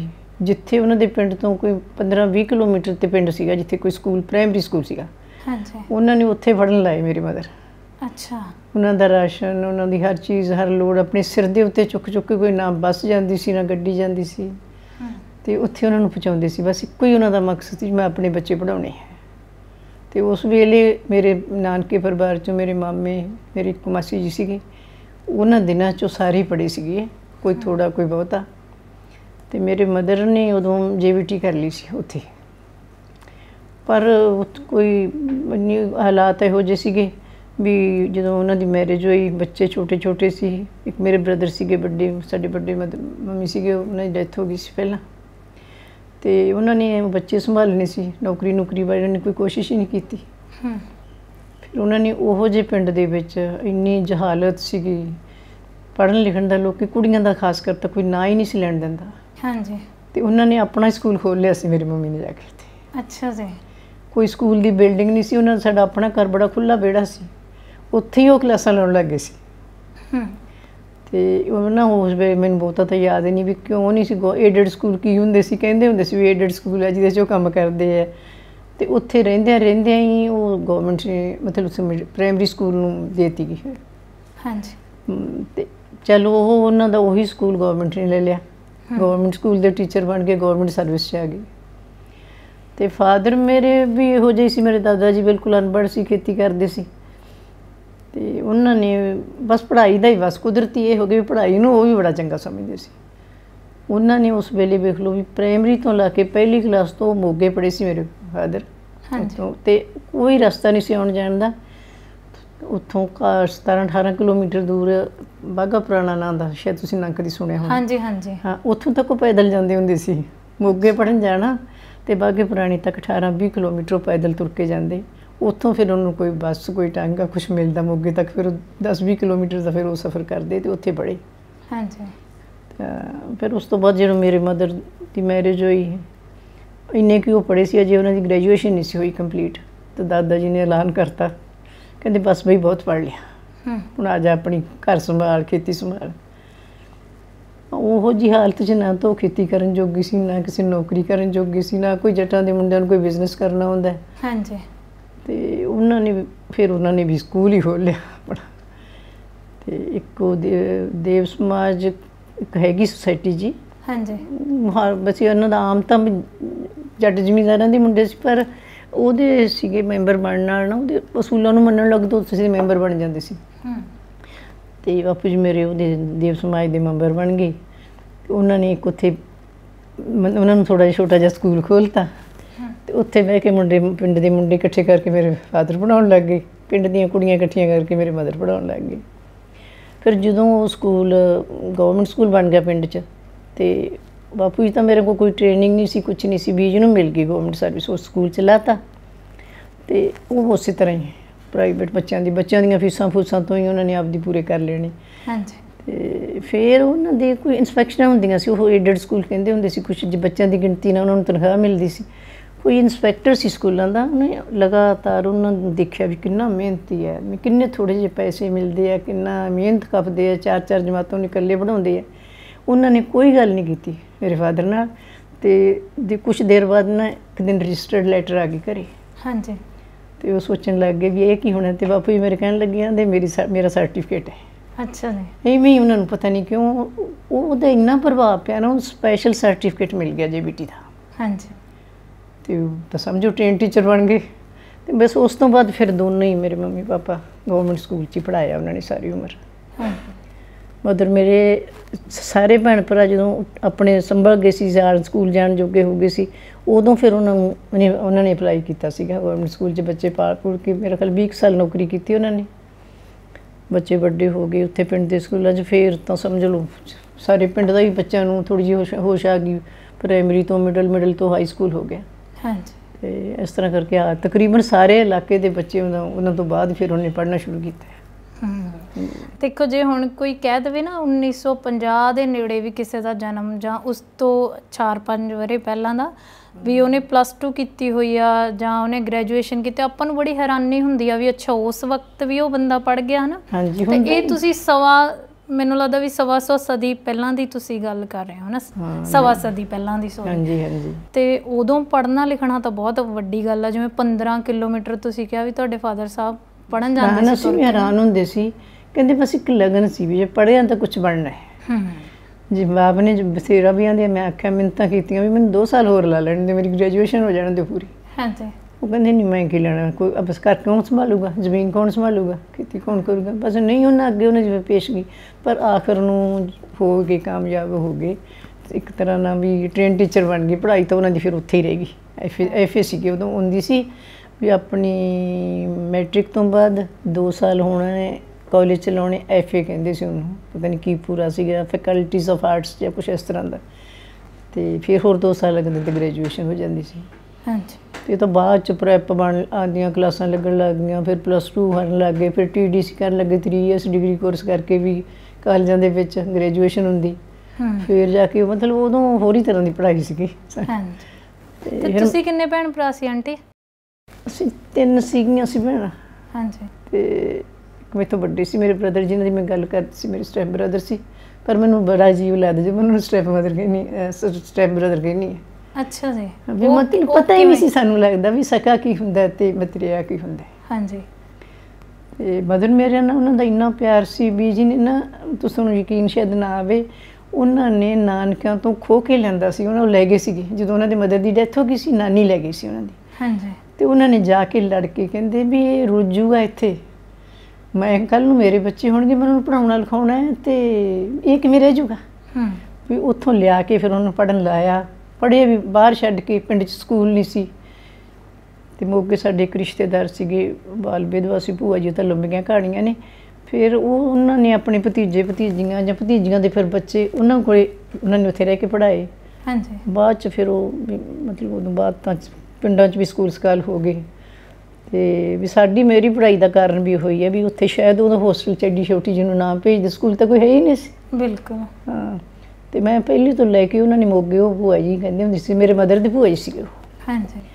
ਤੇ ਵੀ ਉਹ ਕਹਿੰਦੇ ਵੀ ਆਓ ਤੁਸੀਂ, ਮੇਰਾ ਬਾਲ ਵਿਧਵਾ ਜੀ ਸੀ ਵਿਚਾਰੇ, 15 ਸਾਲ ਦੇ ਵਿਆਹੇ ਸੀ, 18-19 ਸਾਲ ਦੇ ਉਹਦੇ ਹਸਬੈਂਡ ਦੀ ਡੈਥ ਹੋ ਗਈ ਸੀ। ਤੇ ਉਹਨਾਂ ਨੇ ਸਾਰਿਆਂ ਨੇ ਕਿਹਾ ਵੀ ਇਹਨਾਂ ਦੀ ਜ਼ਿੰਦਗੀ ਵੀ ਵਧੀਆ ਬੀਤਦੀ ਜੂਗੀ, ਬੱਚਿਆਂ ਨੂੰ ਪੜ੍ਹਾਉਣ ਲਿਖਾਉਣਗੇ ਤੇ ਬੱਚੇ ਸਾਰੇ ਰਹਿ ਕੇ ਪੜ੍ਹ ਲੈਣਗੇ। ਫਿਰ ਅਸੀਂ 2-2 4-4 ਸਾਲ ਉੱਥੇ ਲਾਏ। ਫਿਰ ਜਦੋਂ ਉਹ ਬਿਮਾਰ ਰਹਿਣ ਲੱਗੇ, ਫਿਰ ਹੋਸਟਲ 'ਚ ਤਾਂ ਮੈਂ ਹੀ ਗਈ ਹਾਂ ਪਹਿਲਾਂ ਸਭ ਤੋਂ। ਅੱਛਾ ਜੀ। ਹਾਂਜੀ। ਤੇ ਤੁਹਾਡੇ ਬਾਪੂ ਜੀ ਦੇ 2 ਵਿਆਹ ਸੀਗੇ? ਉਹ ਸੀਗੇ ਜੀ, ਉਹਨਾਂ ਦੀ ਡੈਥ ਹੋ ਗਈ ਸੀ ਨਾ, ਮਤਲਬ ਇੱਕ ਬੇਟਾ ਹੀ ਸੀਗਾ, ਵੱਡਾ ਬ੍ਰਦਰ ਹੈ ਜਿਹੜਾ ਮੇਰਾ। ਅੱਛਾ ਜੀ। ਹਾਂ, ਇਕੱਲਾ ਉਹ ਸੀਗਾ। ਤੇ ਉਹ ਵੀ ਕਿਵੇਂ ਸੰਭਾਲਦੇ ਬੱਚੇ ਨੂੰ। ਫਿਰ ਉਹ ਨਾਨੀ ਪਿੰਡ 'ਚ ਰਹਿੰਦੇ ਸੀ ਕਿਸੇ 'ਚ, ਉਹਨਾਂ ਦੇ ਨਾਨਕੇ ਤੇ ਜਗਰਾਉਂ ਕੋਲੇ ਹੈ, ਉੱਥੇ ਲੈ ਗਏ ਸੀ। ਫਿਰ ਬੀਬੀ ਨਾਲ ਜਦੋਂ ਮੈਰਿਜ ਹੋਈ ਫਿਰ ਉਹ ਲੈ ਆਈ ਉਹਨਾਂ ਨੂੰ। ਆਂਦੀ ਬਾਪੂ ਜੀ ਕਹਿੰਦੇ ਵੀ ਮੈਥੋਂ ਤਾਂ ਪੜ੍ਹਨਾ ਨਹੀਂ ਸੀ, ਸੰਭਲਣਾ ਨਹੀਂ ਸੀ, ਅਤੇ ਮੇਰੇ ਤੋਂ ਉਹਨਾਂ ਨੇ ਪਾਲਿਆ। ਮੇਰੀ ਬੀਜੀ ਨੇ ਇਸ ਵੇਲੇ ਉਹ ਸਮਝ ਲਓ ਵੀ ਕਿੰਨੇ ਸਾਲ ਦੇ ਹੈਗੇ, ਉਹਨਾਂ ਦਾ 32 ਦਾ ਜਨਮ, 1932 ਦਾ ਬ੍ਰਦਰ ਦਾ ਮੇਰੇ। ਮੇਰਾ 90ਵਾਂ ਸਾਲ ਲੱਗਿਆ ਪਿਆ ਉਹਨਾਂ ਨੂੰ। ਦੇਖੋ ਮਤਰੇਈਆਂ ਮਾਵਾਂ ਦੀਆਂ ਕਿੰਨੀਆਂ ਕਹਾਣੀਆਂ ਸੁਣਦੇ ਆਪਾਂ, ਹੈ ਨਾ। ਉਹੀ ਪਿੰਡ ਵੀ ਹੈਰਾਨ ਸੀ, ਗੱਲਾਂ ਬੜੀਆਂ ਹੁੰਦੀਆਂ ਸੀ। ਅਤੇ ਪਰ ਮੇਰੇ ਮਦਰ ਨੇ, ਮੇਰਾ ਖਿਆਲ ਉਹ ਸਾਨੂੰ ਨਹੀਂ ਇੰਨਾ, ਕਿਉਂਕਿ ਉਹਨਾਂ ਨੇ ਪਹਿਲਾ ਬੱਚਾ ਉਹੀ ਸੀ, ਜਿੰਨਾ ਪਿਆਰ ਉਹਨੂੰ ਦਿੱਤਾ। ਫਿਰ ਤਾਂ ਹੋਰ ਆ ਗਏ, ਉਹਨਾਂ ਨੇ ਵੰਡਿਆ ਗਿਆ, ਪਰ ਸਾਰਿਆਂ ਨਾਲੋਂ ਜ਼ਿਆਦਾ ਲਾਡ ਪਿਆਰ ਨਾਲ ਉਸੇ ਨੂੰ ਹੀ ਪਾਲਿਆ ਸੀ। ਤੁਹਾਡੇ ਨਾਲ ਹੁਣ ਵਰਤਦੇ ਹੋਣਗੇ? ਬਿਲਕੁਲ ਵੀ, ਸਾਨੂੰ ਉਹਨਾਂ ਨੂੰ ਵੀ ਨਹੀਂ ਹੈਗਾ ਪਤਾ। ਉਹ ਤਾਂ ਨਾਨਕੇ ਵੀ ਕਹਿੰਦੇ ਸੀ ਮੇਰੇ, ਜਿੱਥੇ ਸਾਡੇ ਨਾਨਕੇ ਬੀਜੀ ਦੇ ਪੇਕੇ ਸੀ, ਉੱਥੇ ਹੀ ਜਾਂਦੇ ਹੁੰਦੇ ਸੀ, ਉੱਥੇ ਹੀ ਉਹ ਮਾਮੇ ਨਾਨੇ ਉਹਨਾਂ ਦੇ ਸੀਗੇ। ਤੇ ਬਸ ਉਹਨੂੰ ਬਾਅਦ ਚ ਪਤਾ ਲੱਗਿਆ ਵੀ ਮੇਰੇ ਨਾਨਕੇ ਵੀ ਕਿਤੇ ਹੋਰ ਹੈ। ਫਿਰ ਵਿਆਹ ਮੁਹਾਂ ਤੇ ਅਸੀਂ ਫਿਰ ਜਾਣ ਆਉਣ ਲੱਗ ਗਏ। ਤੇ ਨਹੀਂ ਉਹਨਾਂ ਨੂੰ ਪਤਾ ਹੀ ਨਹੀਂ ਸੀ। ਸਗੋਂ ਜਦੋਂ ਮੇਰੇ ਭਾਬੀ ਜੀ ਆਏ ਨੇ, ਵਿਆਹ ਹੋਇਆ ਬ੍ਰਦਰ ਦਾ, ਤੇ ਬੀਜੀ ਨੇ ਮੇਰੇ ਨੇ ਉਹਨਾਂ ਨੂੰ ਆਖਿਆ ਸੀ ਵੀ ਇੰਨੇ ਸਾਲ ਕਿਸੇ ਨੂੰ ਇਹ ਨਹੀਂ ਪਤਾ ਲੱਗਾ, ਤੇ ਜੇ ਹੁਣ ਕਿਸੇ ਨੂੰ ਪਤਾ ਲੱਗਾ ਤੂੰ ਜ਼ਿੰਮੇਵਾਰ ਹੋਏਂਗੀ। ਅੱਛਾ ਜੀ। ਤੂੰ ਨਾ ਮਤਲਬ ਨੂੰ ਬਣ ਕੇ ਮੇਰੀ ਬੈਠ ਜੀ। ਤੇ ਸਾਡਾ ਤਾਂ ਮੇਰਾ ਪਹਿਲਾ ਪੁੱਤ ਹੈ ਉਹ। ਮਤਲਬ ਸਾਡੇ ਘਰ ਦਾ ਮਾਹੌਲ ਬਹੁਤ ਚੰਗਾ ਸੀ ਇਸ ਤਰ੍ਹਾਂ। ਤੇ ਬਾਈ ਸਾਡੇ ਅੱਜ ਵੀ ਬੜਾ ਪਿਆਰ ਕਰਦੇ, ਰਾਤ ਹੀ ਮੇਰੇ ਨਾਲ ਗੱਲਾਂ ਕਰਦੇ ਹਟੇ ਆ। ਤੇ ਠੀਕ ਨੇ, ਸਿਹਤ ਸੂਤ ਬੜੀ ਸੋਹਣੀ ਹੈ ਅਜੇ ਵੀ। ਉਹ ਮੈਂ ਕਦੀ ਕਦੀ ਕਹਿਣ ਲੱਗ ਜਾਂਦੀ ਹਾਂ ਹੁਣ ਤਾਂ ਬਹੁਤ ਹੋ ਗਈ ਉਮਰ, ਤੇ ਉਹ ਕਹਿਣਗੇ ਤੂੰ ਮੇਰੇ ਵੱਲ ਦੇਖ, ਮੈਂ 90 ਸਾਲ ਦਾ ਹੋ ਗਿਆ। ਉਹਨਾਂ ਚਿਰ ਨਾਲ ਤੂੰ ਕਿਆ ਕਰ, ਮੈਂ ਬਹੁਤ ਵੱਡੀ ਹੋ ਗਈ ਹਾਂ। ਨਾਲੇ ਕਹਿੰਦੇ ਵੀ ਜਿੰਨੇ ਜ਼ਿਆਦਾ ਆਪਾਂ ਬਜ਼ੁਰਗ ਹੋਈ ਜਾਈਏ ਆਪਣੇ ਅੰਦਰ ਬਚਪਨਾ ਆਉਂਦਾ ਜਾਂਦਾ ਹੈ ਨਾ, ਆਪਾਂ ਨੂੰ ਜੀਣ ਦਾ ਸਗੋਂ ਚਾਹ ਹੋਣਾ ਚਾਹੀਦਾ। ਬੰਦਾ ਜੋ ਉਹੋ ਜਿਹੀਆਂ ਬਚਪਨ ਦੀਆਂ ਗੱਲਾਂ ਕਰਦਾ ਉਹ ਬੜੀਆਂ ਵਧੀਆ ਲੱਗਦੀਆਂ ਨੇ, ਤੇ ਕਰਨਗੇ ਉਹੋ ਹੀ ਜਿਹੜੇ ਆਪਣੇ ਬਰਾਬਰ ਦੇ ਨੇ। ਹਾਂਜੀ, ਕਿਉਂਕਿ ਛੋਟੇ ਬੱਚੇ ਹੈ, ਬੈਠ ਤਾਂ ਜਾਣਗੇ, 10 ਮਿੰਟ ਬੈਠਣਗੇ, ਮੈਂ ਜਾਵਾਂ ਹੁਣ ਉੱਠ ਕੇ। ਤੇ ਉਹ ਪਰ ਅਜੇ ਮੈਨੂੰ ਹੈਗਾ ਵੀ ਮੈਥੋਂ ਵੱਡੀ ਵੀ ਭਰਾ ਮੇਰਾ ਅਜੇ ਹੈਗਾ ਜ਼ਿੰਦਗੀ। ਉੱਥੇ ਛੋਟੇ ਸੀ ਮੇਰੇ ਤੋਂ, ਉਹਨਾਂ ਦੀ ਡੈਥ ਹੋ ਗਈ। ਤੇ ਉੱਥੋਂ ਗੱਲ ਵੀ ਨਹੀਂ ਹੁੰਦੀ। ਉਹ ਸੀਨ ਜਿਹਾ ਜਦੋਂ ਮੈਂ ਆਖਿਆ ਵੀ ਕੁਲਦੀਪ ਮੈਂ ਬੈਠੀ ਹਾਂ, ਪਹਿਲਾਂ ਚਲਾ ਗਏ। ਇਹਨਾਂ ਨੇ ਆਖਿਆ ਸੀ ਤੂੰ ਇਹ ਨਾ ਕਹਿ ਜਦੋਂ ਮੈਂ ਵੀ ਬੈਠਾ। ਬਿਲਕੁਲ। ਆਪਾਂ ਹਮੇਸ਼ਾ ਮਤਲਬ ਚਾਹੇ ਜਿਹੜੀ ਮਰਜ਼ੀ ਮੈਨੂੰ ਲੱਗਦਾ ਵੀ ਉਮਰ 'ਚ ਚਲੇ ਜਾਈਏ, ਜਿਹੜਾ ਆਪਣਿਆਂ ਦਾ ਵਿਛੋੜਾ ਹੈ ਨਾ ਉਹ ਹਮੇਸ਼ਾ ਭਾਵੁਕ ਕਰਦਾ। ਨਹੀਂ ਹੁਣ ਵੇਖ ਲਓ ਕਿੰਨੇ ਸਾਲ ਹੋ ਗਏ, ਪਰ ਮੈਂ ਇੱਥੋਂ 4 ਸਾਲ ਛੋਟੀ ਸੀ ਬਰਦਰ ਮੇਰੀ। ਹਾਂਜੀ। ਇਹ ਕਹਿੰਦੀ ਹੁੰਦੀ ਮੰਮੀ ਇੰਨਾ ਚਿਰ ਹੋ ਗਿਆ, ਸ਼ਕਲਾਂ ਵੀ ਭੁੱਲ ਜਾਂਦੀਆਂ, ਤੁਸੀਂ ਉਹਨਾਂ ਦੀ ਗੱਲ ਨਹੀਂ ਕਰ ਸਕਦੇ। ਮੈਂ ਕਿਹਾ ਨਹੀਂ ਹੁੰਦੀ ਮੇਰੇ ਕੋਲ। ਤੇ ਹੁਣ ਇਹਦੇ ਵੀ ਨਹੀਂ, ਮੈਨੂੰ ਹਰ ਵੇਲੇ ਡਰ ਲੱਗਦਾ ਬਾਈ ਮੈਨੂੰ ਨਾ ਦਿਖਾਈ ਦੋ ਇਹੋ ਜਿਹਾ ਕੋਈ ਟਾਈਮ। ਮੈਂ ਵੀ ਬਹੁਤ ਵੱਡੀ ਹੋ ਗਈ, ਭਾਵੇਂ ਵਾਰੀ ਆਪਣੀ ਕਿਸੇ ਦੀ ਆ ਜਾਏ, ਪਰ ਮੈਂ ਚਾਹੁੰਦੀ ਹਾਂ ਮੈਂ ਪਹਿਲਾਂ ਜਾਵਾਂ ਤੁਹਾਡੇ ਨਾਲ। ਮਤਲਬ ਇੰਨਾ ਭੈਣਾਂ ਭਰਾਵਾਂ 'ਚ ਪਿਆਰ ਹੈ। ਜੇ ਕਦੀ ਮਤਲਬ ਇਸ ਤਰ੍ਹਾਂ ਦੀ ਗੱਲ ਹੋਣੀ, ਅਸੀਂ 3 ਭੈਣਾਂ ਸੀ ਤੇ ਅਸੀਂ ਆਪੇ ਵੰਡੇ ਹੋਏ ਸੀ। ਮੈਂ ਕਿਹਾ ਮੇਰੇ ਇਸ ਦਾ ਬਾਈ ਆਉਂਦਾ ਬੇਟੇ। ਮੈਂ ਅਜੇ ਵੀ ਉਦੋਂ ਕੋਈ ਰੋਕਦਾ ਨਹੀਂ ਸੀ ਹੁੰਦਾ, ਬਾਈ ਤੂੰ ਵੀ ਕਹਿ ਦਿੰਦੀ। ਹੁਣ ਤਾਂ ਸੁਖ ਨਹੀਂ ਕਹਿੰਦੀ ਕਈ ਵਾਰੀ। ਤੇ ਮੈਂ ਕਿਹਾ ਵੀ ਇਹ ਦੂਜਾ ਆਉਂਦਾ ਦੂਸਰੀ ਸਿਸਟਰ ਦੇ, ਤੀਜਾ ਮੇਰੀ ਛੋਟੀ ਹੈ ਸਾਰਿਆਂ ਤੋਂ। ਤੇ ਮੈਂ ਕਿਹਾ ਬਾਈ ਤਾਂ ਮੇਰੇ ਹਿੱਸੇ 'ਚ ਹੀ ਆਇਆ ਹੋਇਆ। ਮਤਲਬ ਇੰਨਾ ਮੈਂ ਨਹੀਂ ਦੇਖਿਆ ਦੁਨੀਆ 'ਤੇ ਕਿਸੇ ਘਰ 'ਚ ਵੀ ਇਸ ਤਰ੍ਹਾਂ ਦਾ ਮਾਹੌਲ ਹੋਵੇ। ਬਹੁਤ ਵਧੀਆ ਸੀ ਸਾਡੇ। ਤੁਸੀਂ ਕਿੱਥੋਂ ਤੱਕ ਪੜ੍ਹੇ ਫਿਰ? ਫਿਰ ਮੈਂ ਗ੍ਰੈਜੂਏਸ਼ਨ ਕੀਤੀ ਹੈ ਜੀ ਉੱਥੇ ਫਿਰੋਜ਼ਪੁਰ। ਪਹਿਲਾਂ ਤਾਂ ਮੈਂ ਜਿਹੜੀ ਡਿਪਲੋਮਾ ਜਿਹਾ ਕੀਤਾ ਸੀ ਉਦੋਂ ਉਹ ਸੀਗਾ ਵੀ ਫਸਟ ਕਲਾਸ ਹੁੰਦੀ ਸੀ ਨਾ, ਫਸਟ ਡਿਵੀਜ਼ਨ ਮੈਟ੍ਰਿਕ, ਉਦੋਂ ਸੀਟ ਮਿਲ ਜਾਂਦੀ ਸੀ, ਬੜਾ ਔਖਾ ਸੀ। ਪਤਾ ਨਹੀਂ ਇੰਨਾ ਕੁ ਫਰਕ ਸੀ। JBT ਤਾਂ ਉਦੋਂ ਨਹੀਂ ਸੀ ਹੁੰਦੀ, ਸ਼ਾਇਦ ਸੀ ਵੀ, ਪਰ ਉਹਦੇ ਵਿੱਚ ਲਾਉਂਦੇ ਸੀ। ਹਾਈ ਸਕੂਲਾਂ 'ਚ ਪੋਸਟਾਂ ਹੁੰਦੀਆਂ ਸੀ ਉਹਦੀਆਂ। JSTC ਸੀ ਉਹਦਾ ਨਾਮ, ਜੂਨੀਅਰ ਸੈਕੰਡਰੀ ਟੀਚਰ ਕਲਾਸ 1 ਇਸ ਤਰ੍ਹਾਂ। ਤੇ ਫਿਰ ਮੈਂ ਉਸ ਤੋਂ ਬਾਅਦ ਇਹ ਸੋਚ ਕੇ ਵੀ ਜੇ ਗ੍ਰੈਜੂਏਸ਼ਨ ਕਰਨ ਤੋਂ ਬਾਅਦ ਮੈਂ ਹਾਈ ਸਕੂਲ ਦੇ ਵਿੱਚ ਵੀ, ਮਤਲਬ ਮੈਨੂੰ ਇਹ ਚਾਹੁੰਦੀ ਸੀ, ਮੈਨੂੰ ਮਹਿਸੂਸ ਹੁੰਦਾ ਸੀ ਆਪਣੇ 'ਚ ਕੰਪਲੈਕਸ ਜਿਹਾ ਆ ਗਿਆ ਸੀ ਵਿੱਚ। ਪੜ੍ਹਦੀ ਮੈਂ BEd ਵਗੈਰਾ ਕਰਦੀ, ਤੇ ਮੈਂ ਪੜ੍ਹਾਈ ਸ਼ੁਰੂ ਕਰ ਲਈ। ਗ੍ਰੈਜੂਏਸ਼ਨ ਮੇਰੀ ਕੰਪਲੀਟ ਹੋ ਗਈ। ਉਹਨੇ ਚਿਰ 'ਚ ਫਿਰ ਉਹਨਾਂ ਨੇ ਐਲਾਨ ਰੋਜ਼ ਇੱਟਾਂ ਹੋਣ ਲੱਗ ਗਈਆਂ। ਥੋੜ੍ਹਾ ਜਿਹਾ ਕੋਈ ਪੜ੍ਹਦਾ ਉਹਨੇ ਆਪਦੇ ਹੋਰ ਹੱਕ ਮੰਗਣੀ। ਫਿਰ ਉਹਨੇ ਇੱਕ ਗ੍ਰੇਡ ਜਿਹਾ ਕਰਤਾ ਸੀ, ਮੈਨੂੰ ਬਣਾਤਾ ਵੀ JST ਦਾ ਇੱਕ ਗ੍ਰੇਡ ਆ, ਉਹਨੂੰ BEd ਦੇ ਬਰਾਬਰ ਹੀ ਮੰਨਿਆ ਜਾਣਾ, ਬਰਾਬਰ ਪੇ ਮਿਲਣੀ ਹੈ, ਪਰ ਪ੍ਰਮੋਸ਼ਨ ਤਾਂ ਹੋਊਗੀ ਜੋ ਗ੍ਰੈਜੂਏਟ ਹੋ ਜਾਊਗਾ ਉਦੋਂ ਪਹਿਲਾਂ। ਹਾਂਜੀ। ਬਸ ਫਿਰ ਮੈਨੂੰ ਉਸ ਤੋਂ ਬਾਅਦ ਉਹ ਵੀ ਫਾਇਦਾ ਉਠਾ ਲਿਆ। ਜਿਹੜੀ ਬੜਾ ਹੀ ਉਹੋ ਜਿਹੇ ਹਾਲਾਤਾਂ ਦੇ ਵਿੱਚ ਘਰਦਿਆਂ ਦਾ ਵੀ ਸਹਿਯੋਗ ਸੀ, ਜਾਂ ਉਹਨਾਂ ਦੀ ਤਾਲੀਮ ਦਾ ਅਸਰ ਸੀ, ਜਾਂ ਕੁਛ ਵੀ। ਇਹ ਫਿਰੋਜ਼ਪੁਰ ਕੀਤੀ ਮੈਂ ਦੇਵ ਸਮਾਜ ਕਾਲਜ ਤੋਂ। ਅੱਛਾ। ਤੇ ਨੌਕਰੀ ਫਿਰ ਤੁਹਾਨੂੰ ਵਿਆਹ ਤੋਂ ਪਹਿਲਾਂ ਮਿਲ ਗਈ ਸੀ ਕਿ ਬਾਅਦ ਚੋਂ? ਨਹੀਂ, ਉਹ ਤਾਂ ਮੈਨੂੰ ਮਿਲ ਗਈ ਸੀ ਪਹਿਲਾਂ ਹੀ। ਪਹਿਲਾਂ ਹੀ ਮਿਲ ਗਈ। ਬਸ ਪੜ੍ਹ ਕੇ ਆਈ ਤਾਂ ਵਿਹਲੀ ਹੋ ਗਈ। ਉਦੋਂ ਅਸਲ 'ਚ ਮੈਨੂੰ ਇਹ BEd ਦਾ ਗ੍ਰੇਡ ਗਰੂਡ ਨਹੀਂ ਸੀ ਮਿਲਿਆ, ਗ੍ਰੈਜੂਏਸ਼ਨ ਵੀ ਨਹੀਂ ਸੀ ਮੇਰੀ ਹੋਈ। ਹਾਂਜੀ। ਉਦੋਂ ਫਿਰ ਉਹਨਾਂ ਨੇ ਉਹ ਟ੍ਰੇਨਿੰਗ ਬੰਦ ਕਰਤੀ ਸੀਗੀ ਜਿਹੜੀ ਮੈਂ ਕੀਤੀ ਸੀ, ਤੇ ਉਹਨਾਂ ਨੇ ਇਹ ਕਹਿਤਾ ਸੀਗਾ ਵੀ ਇਹਨਾਂ ਨੂੰ ਪੋਸਟਾਂ JBT ਦੀਆਂ ਪੋਸਟਾਂ 'ਤੇ ਲਾ ਦਿਆਂਗੇ। ਤੇ ਮੈਂ ਫਿਰ ਕੋਈ ਚਾਰਾ ਹੀ ਨਹੀਂ ਸੀ ਚੱਲ, ਜਿਹੜੀ ਮੈਂ ਉਦੋਂ ਉਸ ਨੂੰ ਵੀ ਘੱਟ ਸਮਝਦੀ ਸੀ, ਉਦੋਂ ਵੀ ਪਿੱਛੇ ਹਟਣਾ ਪਿਆ। ਤੇ ਫਿਰ ਮੈਂ ਚਲੋ ਇਹ ਸੋਚਿਆ ਵੀ ਚਲ ਕੋਈ ਨਹੀਂ, ਸਾਲ 2 ਸਾਲ ਨਿਕਲਣਗੇ, ਮੈਂ ਕਰ ਲੈਣੀ ਹੈ ਆਪਦੀ ਕੰਪਲੀਟ। ਚਲ ਉਸ ਤੋਂ ਬਾਅਦ ਫਿਰ ਆਪੇ ਹਾਲਾਤ ਬਣਦੇ ਗਏ। ਤੇ ਤੁਹਾਡੇ ਬਾਕੀ ਭੈਣ ਭਰਾਵਾਂ 'ਚੋਂ ਵੀ ਕੋਈ ਸਰਵਿਸ ਕਰਦਾ ਸੀ? ਉਹੀ ਮੇਰੇ ਵੱਡੇ ਬ੍ਰਦਰ ਕਰਦੇ ਸੀ। ਅੱਛਾ। ਵੱਡੇ ਸੀ। ਦੂਜੇ ਤਾਂ ਬਸ ਥੋੜ੍ਹਾ ਜਿਹਾ ਜਿਹੜਾ ਜੱਟਾਂ ਦੇ ਮੁੰਡਿਆਂ 'ਚ ਆ ਜਾਂਦੀ ਹੈ, ਇਹ ਤੁਸੀਂ ਖੇਤੀ ਕਰਦੇ, ਪਤਾ ਨਹੀਂ ਇਸ ਘਰ ਨੂੰ ਕਿੰਨਾ ਉੱਚਾ ਚੁੱਕ ਲੈਂਦੇ। ਬਾਪੂ ਜੀ ਨੂੰ, ਮੇਰੇ ਫਾਦਰ ਸਾਹਿਬ ਨੂੰ, ਉਹਨਾਂ ਨੇ ਕਿਹਾ ਕਰਨਾ ਤੁਸੀਂ ਬਸ ਬਹਿ ਗਏ ਸਕੂਲ ਜਾ ਖੋਲ੍ਹ ਕੇ। ਉਹ ਇਹੋ ਜਿਹੇ ਹਟੇ, ਇੱਕ ਬ੍ਰਦਰ ਹਟ ਗਿਆ, ਦੂਜੇ ਨੂੰ ਵੀ ਲਾ ਲਿਆ, ਮਗਰ ਖੇਤੀ ਸ਼ੁਰੂ ਕਰਤੀ। ਬਸ ਫਿਰ ਉਹ ਖੇਤੀ ਜੋਗੀ ਰਹਿ ਗਏ। ਕਰਦੇ ਰਹੇ ਅਗਰ ਖੇਤੀ, ਚੱਲ ਜਿੰਨਾ ਚਿਰ ਹੋਈ ਸੋਹਣੀ ਨਿਭਾਈ ਉਹਨਾਂ ਨੇ। ਹੁਣ ਠੇਕੇ ਠੁਕੇ 'ਤੇ ਦੇ ਦਿੰਦੇ ਆ, ਹੁਣ ਤਾਂ ਵੱਡੇ ਵੱਡੇ ਬਜ਼ੁਰਗ ਹੋ ਗਏ ਉਹ ਵੀ ਸਾਰੇ। ਤੇ ਅੰਕਲ ਨਾਲ ਫਿਰ ਤੁਹਾਡਾ ਰਿਸ਼ਤਾ ਕਿਵੇਂ ਹੋਇਆ? ਉਦੋਂ ਤਾਂ ਫਿਰ ਲੋਕ ਕਹਿੰਦੇ ਹੋਣਗੇ ਨਾ ਵੀ ਕੁੜੀ ਮਾਸਟਰ ਨਹੀਂ ਲੱਗੀ ਹੋਈ ਆ। ਥੋੜਾ ਜਿਹਾ ਇਸ ਕਰਕੇ ਲੇਟ ਵੀ ਹੋ ਗਿਆ ਸੀ। ਅੱਛਾ ਜੀ। ਉਹ ਪੇਰੈਂਟਸ ਇਹ ਚਾਹੁੰਦੇ ਸੀ ਥੋੜਾ ਜਿਹਾ, ਪਤਾ ਨਹੀਂ ਜ਼ਿਆਦਾ ਹੀ ਸੋਚਣ ਲੱਗ ਜਾਂਦੇ ਥੋੜਾ ਜਿਹਾ ਪੜ੍ਹਾ ਲੈਣ ਨਾ। ਨਾਲੇ ਨੌਕਰੀ ਲੱਗੇ ਹੋਏ ਸੀ ਤੇ ਤੁਸੀਂ। ਫਿਰ ਨੌਕਰੀ ਵੀ ਲੱਗ ਜੇ। ਉਹਨਾਂ ਨੇ ਬਸ ਕੋਈ ਜੋ ਕਿਸੇ 'ਚ ਕੋਈ ਕਮੀ ਕੱਢ ਦੇਣੀ, ਕੋਈ ਕੱਢ ਦੇਣੀ, ਤੇ ਉਹ ਕਰਦਿਆਂ ਕਰਾਉਂਦਿਆਂ ਤੇ ਬਸ ਉਹ ਵੱਡੀ ਗੱਲ ਇਹ ਸੰਜੋਗਾਂ ਦੀ ਹੁੰਦੀ ਹੈ। ਹਾਂਜੀ। ਤੇ ਜਦੋਂ ਹੋਇਆ ਇਹ ਇੱਥੇ ਫਰੀਦਕੋਟ ਦੇ ਭੂਆ ਜੀ ਦੇ ਇਨ-ਲॉज ਨੇ, ਉਹਨਾਂ ਦੀ ਰਿਸ਼ਤੇਦਾਰੀ 'ਚੋਂ ਸੀ। ਹਾਂਜੀ। ਉਹ ਫਿਰ ਉੱਧਰੋਂ ਹੁੰਦੀ ਗੱਲ ਬਸ ਜੋ ਸੰਜੋਗ ਹੋਈ ਸੀ ਗੱਲ ਮਿਲ ਗਈ ਉੱਥੇ ਹੀ। ਵਿਆਹ ਵੇਲੇ ਤੁਸੀਂ ਕਿੰਨੇ ਸਾਲ ਦੇ ਸੀ? ਮੈਂ 28 ਸਾਲ ਦੀ ਸੀ ਉਦੋਂ। ਅੱਛਾ ਜੀ। ਉਸ ਸਮੇਂ 'ਚ ਵੀ 2-3 ਸਾਲ ਤਾਂ ਆਏ ਕਿ 25 ਸਾਲ ਤੱਕ ਪੜ੍ਹਦਿਆਂ ਦੇ ਨਿਕਲ ਜਾਂਦੇ। 22 ਸਾਲ ਦੀ ਸੀ ਜਦੋਂ ਮੈਂ ਨੌਕਰੀ ਕਰਨ ਲੱਗੀ। ਹਾਂਜੀ। ਤੇ ਉਦੋਂ ਸਾਰੇ ਹੈਰਾਨ ਸੀ। ਤੇ ਬਾਪੂ ਜੀ ਇਹੋ ਹੀ ਕਹਿੰਦੇ ਸੀ ਵੀ ਮੈਨੂੰ ਇਹ ਨਹੀਂ ਹੈਗਾ ਵੀ ਟਾਈਮ ਤੋਂ ਬਾਅਦ 1-2 ਸਾਲ ਲੇਟ ਹੋ ਜਾਣ, ਮੈਂ ਨਹੀਂ ਇੱਥੇ ਨਹੀਂ ਕਰਨਾ, ਇੱਥੇ ਆਹ ਕਮੀ ਹੈ, ਇੱਥੇ ਆਹ ਕਮੀ ਹੈ, ਇੱਥੇ। ਤੇ ਹੁਣ ਸੋਚਦੀ ਹਾਂ ਵੀ ਕਿੱਡੀ ਕੁ ਟੀਚਰ ਫਿਰ ਮੈਂ ਲੱਗੀ ਸੀ ਤੇ ਕੀ ਲੱਭਦੇ ਫਿਰਦੇ ਸੀਗੇ ਮੇਰੇ ਲਈ। ਨਹੀਂ, ਪਰ ਉਸ ਸਮੇਂ ਲਈ ਤਾਂ ਬਹੁਤ ਵੱਡੀ ਗੱਲ। ਉਹਨਾਂ ਨੇ ਵੀ ਦਲੇਰੀ ਉਹ ਕਰਕੇ, ਉਹਨਾਂ ਨੇ ਜਿੰਨਾ ਚਿਰ ਉਹਨਾਂ ਨੂੰ ਸਭ ਪਾਸੇ ਤੋਂ ਪੂਰਾ ਕੋਈ ਨਹੀਂ ਮੁੰਡਾ ਲੱਭਿਆ, ਉਹਨੀ ਦਿਲ ਲੰਘਾਤੀ। ਤੇ ਅੰਕਲ ਕੀ ਕਰਦੇ ਸੀ ਉਸ ਟਾਈਮ? ਉਹ ਸੀਗੇ ਇੱਧਰ ਕੋਆਪਰੇਟਿਵ ਸੁਸਾਇਟੀ ਸੀ, ਇੰਸਪੈਕਟਰ ਸੀ ਉਹਨਾਂ ਦਿਨਾਂ 'ਚ। ਅੱਛਾ ਜੀ। ਉੱਥੋਂ ਪੜ੍ਹੇ ਸੀ ਉਹ ਅਲੀਗੜ੍ਹ ਯੂਨੀਵਰਸਿਟੀ ਤੋਂ। ਫਿਰ ਨਾਲ ਹੀ ਉਹਨਾਂ ਨੇ ਪੋਸਟ ਗ੍ਰੈਜੂਏਸ਼ਨ ਦੇ ਨਾਲ ਹੀ ਨਾਈਟ ਕਲਾਸਿਸ ਵਰਕ ਕਰਕੇ ਉਹਨਾਂ ਨੇ ਉਹ ਕੀ ਕੀਤੀ ਸੀ, ਲਾ ਕਰ ਲਿਆ ਸੀ ਤੇ ਨਾਲ ਐਮਏ ਇਕਨੋਮਿਕਸ। ਅੱਛਾ ਜੀ। ਤੇ ਫਿਰ ਜੋਬ ਤਾਂ ਫਿਰ ਛੇਤੀ ਮਿਲ ਗਈ ਉਹਨਾਂ ਨੂੰ, ਬਾਹਲਾ ਚਿਰ ਨਹੀਂ ਉਡੀਕਣਾ ਪਿਆ। ਤੇ ਬਾਕੀ ਇਹ ਸੀ ਇੰਨਾ ਕਰਦੀ ਇੰਨੀ ਕੁ ਹੋ ਵੀ ਗਈ ਸੀ ਉਮਰ ਤੇ ਉਹ ਵੀ। ਮੇਰਾ ਲੇਟ ਹੋਣਾ ਵੀ ਵਿੱਚ ਛੁਪ ਗਿਆ, ਮੈਥੋਂ 2-3 ਸਾਲ ਵੱਡੇ ਹੀ ਸੀਗੇ। ਵੈਸੇ ਮੈਨੂੰ ਬੜੀ ਹੈਰਾਨੀ ਹੁੰਦੀ ਹੈ ਨਾ ਜਦੋਂ ਉਸ ਵਕਤ ਦੇ ਲੋਕਾਂ ਨਾਲ ਗੱਲ ਕਰੀਏ, ਉਹ ਕਹਿੰਦੇ ਹੁੰਦੇ ਮੇਰਾ 16 ਸਾਲ ਦੀ ਉਮਰ 'ਚ ਹੋ ਗਿਆ ਸੀ, ਮੇਰਾ 17 ਸਾਲ ਦੀ ਤਾਂ ਹੋਣਾ ਹੀ ਨਹੀਂ ਸੀ ਵੈਸੇ ਵੀ, ਕਿਉਂਕਿ ਜਦੋਂ ਇਹ ਕਹਿੰਦੇ ਸੀ ਮੈਂ ਪੜ੍ਹਾਉਣੀ ਹੈ। ਹਾਂਜੀ। ਮੈਂ ਬੱਚਿਆਂ ਨੂੰ 1-2 ਸਾਲ ਲੇਟ ਬੇਸ਼ੱਕ ਹੋ ਜਾਣਾ, ਮੈਂ ਇਹਨਾਂ ਨੂੰ ਪੈਰਾਂ 'ਤੇ ਖੜੀ ਕਰਨਾ। ਕੋਈ ਮੇਰੇ ਫਾਦਰ ਦੀ ਬਸ ਜਿੱਦ ਹੀ ਸੀਗੀ ਕਹਿ ਲਓ। ਤੇ ਸਾਨੂੰ ਤਾਂ ਬੱਚਿਆਂ ਨੂੰ ਤਾਂ ਹੁਣ ਅੱਜ ਵਰਗੇ ਤੇਜ਼ ਬੱਚੇ ਵੀ ਨਹੀਂ ਸੀਗੇ। ਹਾਂਜੀ। ਵੀ ਕਦੀ ਮਹਿਸੂਸ ਹੀ ਨਹੀਂ ਸੀ, ਲੱਗਿਆ ਹੀ ਨਹੀਂ ਸੀਗਾ ਵੀ ਹੋਰ ਆਸੇ ਪਾਸੇ ਕਈਆਂ ਨੇ ਆਖਣਾ ਵੀ ਨੌਕਰੀਆਂ 'ਚ ਕੀ ਪਿਆ, ਇਹਦੀ ਨੌਕਰੀ ਉਡੀਕਣ ਲੱਗ ਗਈ। ਉਹ ਕਹਿੰਦੇ ਨੌਕਰੀ ਨਹੀਂ ਮੈਂ ਉਡੀਕਦਾ, ਮੈਨੂੰ ਮੁੰਡਾ ਨਹੀਂ ਲੱਭ ਰਿਹਾ ਦੇ ਵਰਗਾ, ਮੈਨੂੰ ਜਿਹੋ ਜਿਹਾ ਮੈਂ ਭਾਲਦਾ। ਬਸ ਐਂ ਕਰਕੇ ਜੇ ਇੰਨਾ ਕੁ 2-3 ਸਾਲ ਮੈਂ ਵੀ ਲੇਟ ਹੋ ਗਈ।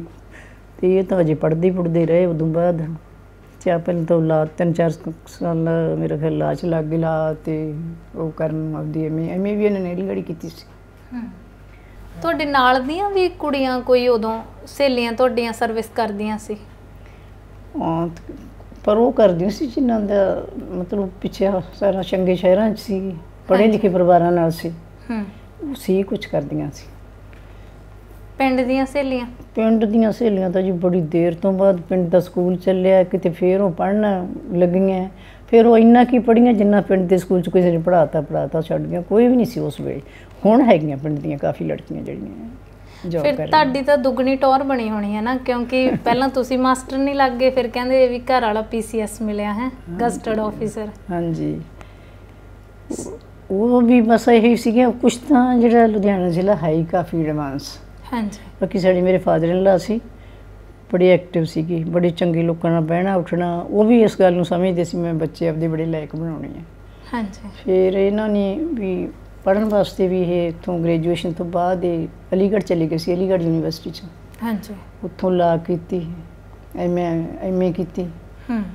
ਤੇ ਫਿਰ ਉਹ ਆ ਕੇ ਸਮਝ ਲਓ ਇੱਧਰ ਕੋਆਪਰੇਟਿਵ ਡਿਪਾਰਟਮੈਂਟ 'ਚ ਇੰਸਪੈਕਟਰ ਲੱਗ ਗਏ। ਹਾਂਜੀ। ਪਰ ਉਹ ਮੇਰੀ ਮੈਰਿਜ ਹੋਣ ਤੋਂ ਪਹਿਲਾਂ ਉਹ ਕਲਾਸ 1 ਆਫਿਸਰ ਬਣ ਗਈ ਸੀਗੀ। ਹਾਂਜੀ। ਕੀ ਸੀਗੀ ਉਹ AR ਦੀ ਹੁੰਦੀ ਹੈ ਪੋਸਟ। ਅੱਛਾ। ਅਸਿਸਟੈਂਟ ਰਜਿਸਟਰਾਰ ਕੋਆਪਰੇਟਿਵ ਸੁਸਾਇਟੀ 'ਚ। ਤੇ ਬਾਪੂ ਜੀ ਦੀ ਮੇਰਿਆਂ ਦੀ ਵੀ ਇਹ ਜਿੱਦ ਸੀ ਵੀ ਮੈਂ ਕੁੜੀ ਅਫਸਰ ਨਹੀਂ ਬਣਾਉਣੀ ਹੈ ਕਿਸੇ ਨੂੰ। ਲੋਕੀ ਕਹੀ ਜਾਂਦੇ ਸੀ ਵੀ ਲੇਟ ਹੋ ਗਈ, ਮਿਲਣਾ ਨਹੀਂ। ਉਹ ਕਹਿੰਦੇ ਨਹੀਂ ਮਿਲ ਜੂਗਾ, ਜਿਹਦੀ ਕਿਸਮਤ 'ਚ ਕੁਛ ਹੋਇਆ ਉਹ ਮਿਲ ਹੀ ਜਾਂਦਾ ਹੁੰਦਾ। ਤੇ ਸਮਝੋ ਸਾਰਾ ਹੀ ਉਹਨਾਂ ਦੀਆਂ ਇੱਛਾਵਾਂ ਮੁਤਾਬਕ ਜੋ ਉਹਨਾਂ ਚਾਹੁੰਦੇ ਸੀ ਸਭ ਕੁਛ ਹੀ ਹੋ ਗਿਆ। ਹਾਂਜੀ। ਉਸ ਤੋਂ ਬਾਅਦ ਤਾਂ ਫਿਰ ਉਹਨਾਂ ਦੀ ਪ੍ਰਮੋਸ਼ਨ ਅੱਗੇ ਹੋਈ, ਬੜਾ ਚੰਗਾ ਆ ਗਿਆ ਸੀ ਸਮਾਂ। ਫਿਰ ਆ ਗਿਆ ਇੱਕ ਇਹੋ ਜਿਹਾ ਵਕਤ ਵੀ ਆ ਗਿਆ ਜਿਹਦਾ ਜ਼ਿਕਰ ਕਰਨਾ ਵੀ ਬੜਾ ਔਖਾ ਲੱਗਦਾ। ਬੜੇ ਖੁਸ਼ ਸੀ ਸਾਰੇ ਰਿਸ਼ਤੇਦਾਰ, ਸਾਰਾ ਪਰਿਵਾਰ ਸਾਡਾ, ਇਹ ਬੱਚੇ ਤੇ ਕਿਲਾ ਰਾਏਪੁਰ ਤੁਸੀਂ ਵਿਆਹ ਕੇ ਆਏ ਸੀ, ਫਿਰ ਰਾਮਪੁਰਾ ਫੂਲ ਕਿਵੇਂ ਗਏ? ਉਹ ਜੀ ਮੇਰੇ ਜਿਹੜੇ ਪੇਰੈਂਟਸ, ਅਸੀਂ ਮੇਰੇ ਪੇਕੇ ਬਠਿੰਡੇ ਆ, ਬਠਿੰਡੇ ਜ਼ਿਲ੍ਹੇ 'ਚ ਸੀ। ਹਾਂਜੀ। ਤੇ ਉੱਥੇ ਫਿਰ ਨੌਕਰੀ ਮੈਨੂੰ ਵਿਆਹ ਤੋਂ ਪਹਿਲਾਂ ਹੀ ਮਿਲ ਗਈ ਸੀ, ਤੇ ਉੱਥੇ ਮੈਂ ਬਠਿੰਡਾ ਜ਼ਿਲ੍ਹੇ 'ਚ ਜੁਆਇਨ ਕਰ ਲਿਆ। ਉੱਥੇ ਕਰਦਿਆਂ ਵੀ ਇੱਥੇ ਰਾਮਪੁਰਾ ਫੂਲ ਹੈ ਇੱਥੋਂ ਨੇੜੇ, 7-8 ਕਿਲੋਮੀਟਰ 'ਤੇ ਪੈਂਦਾ।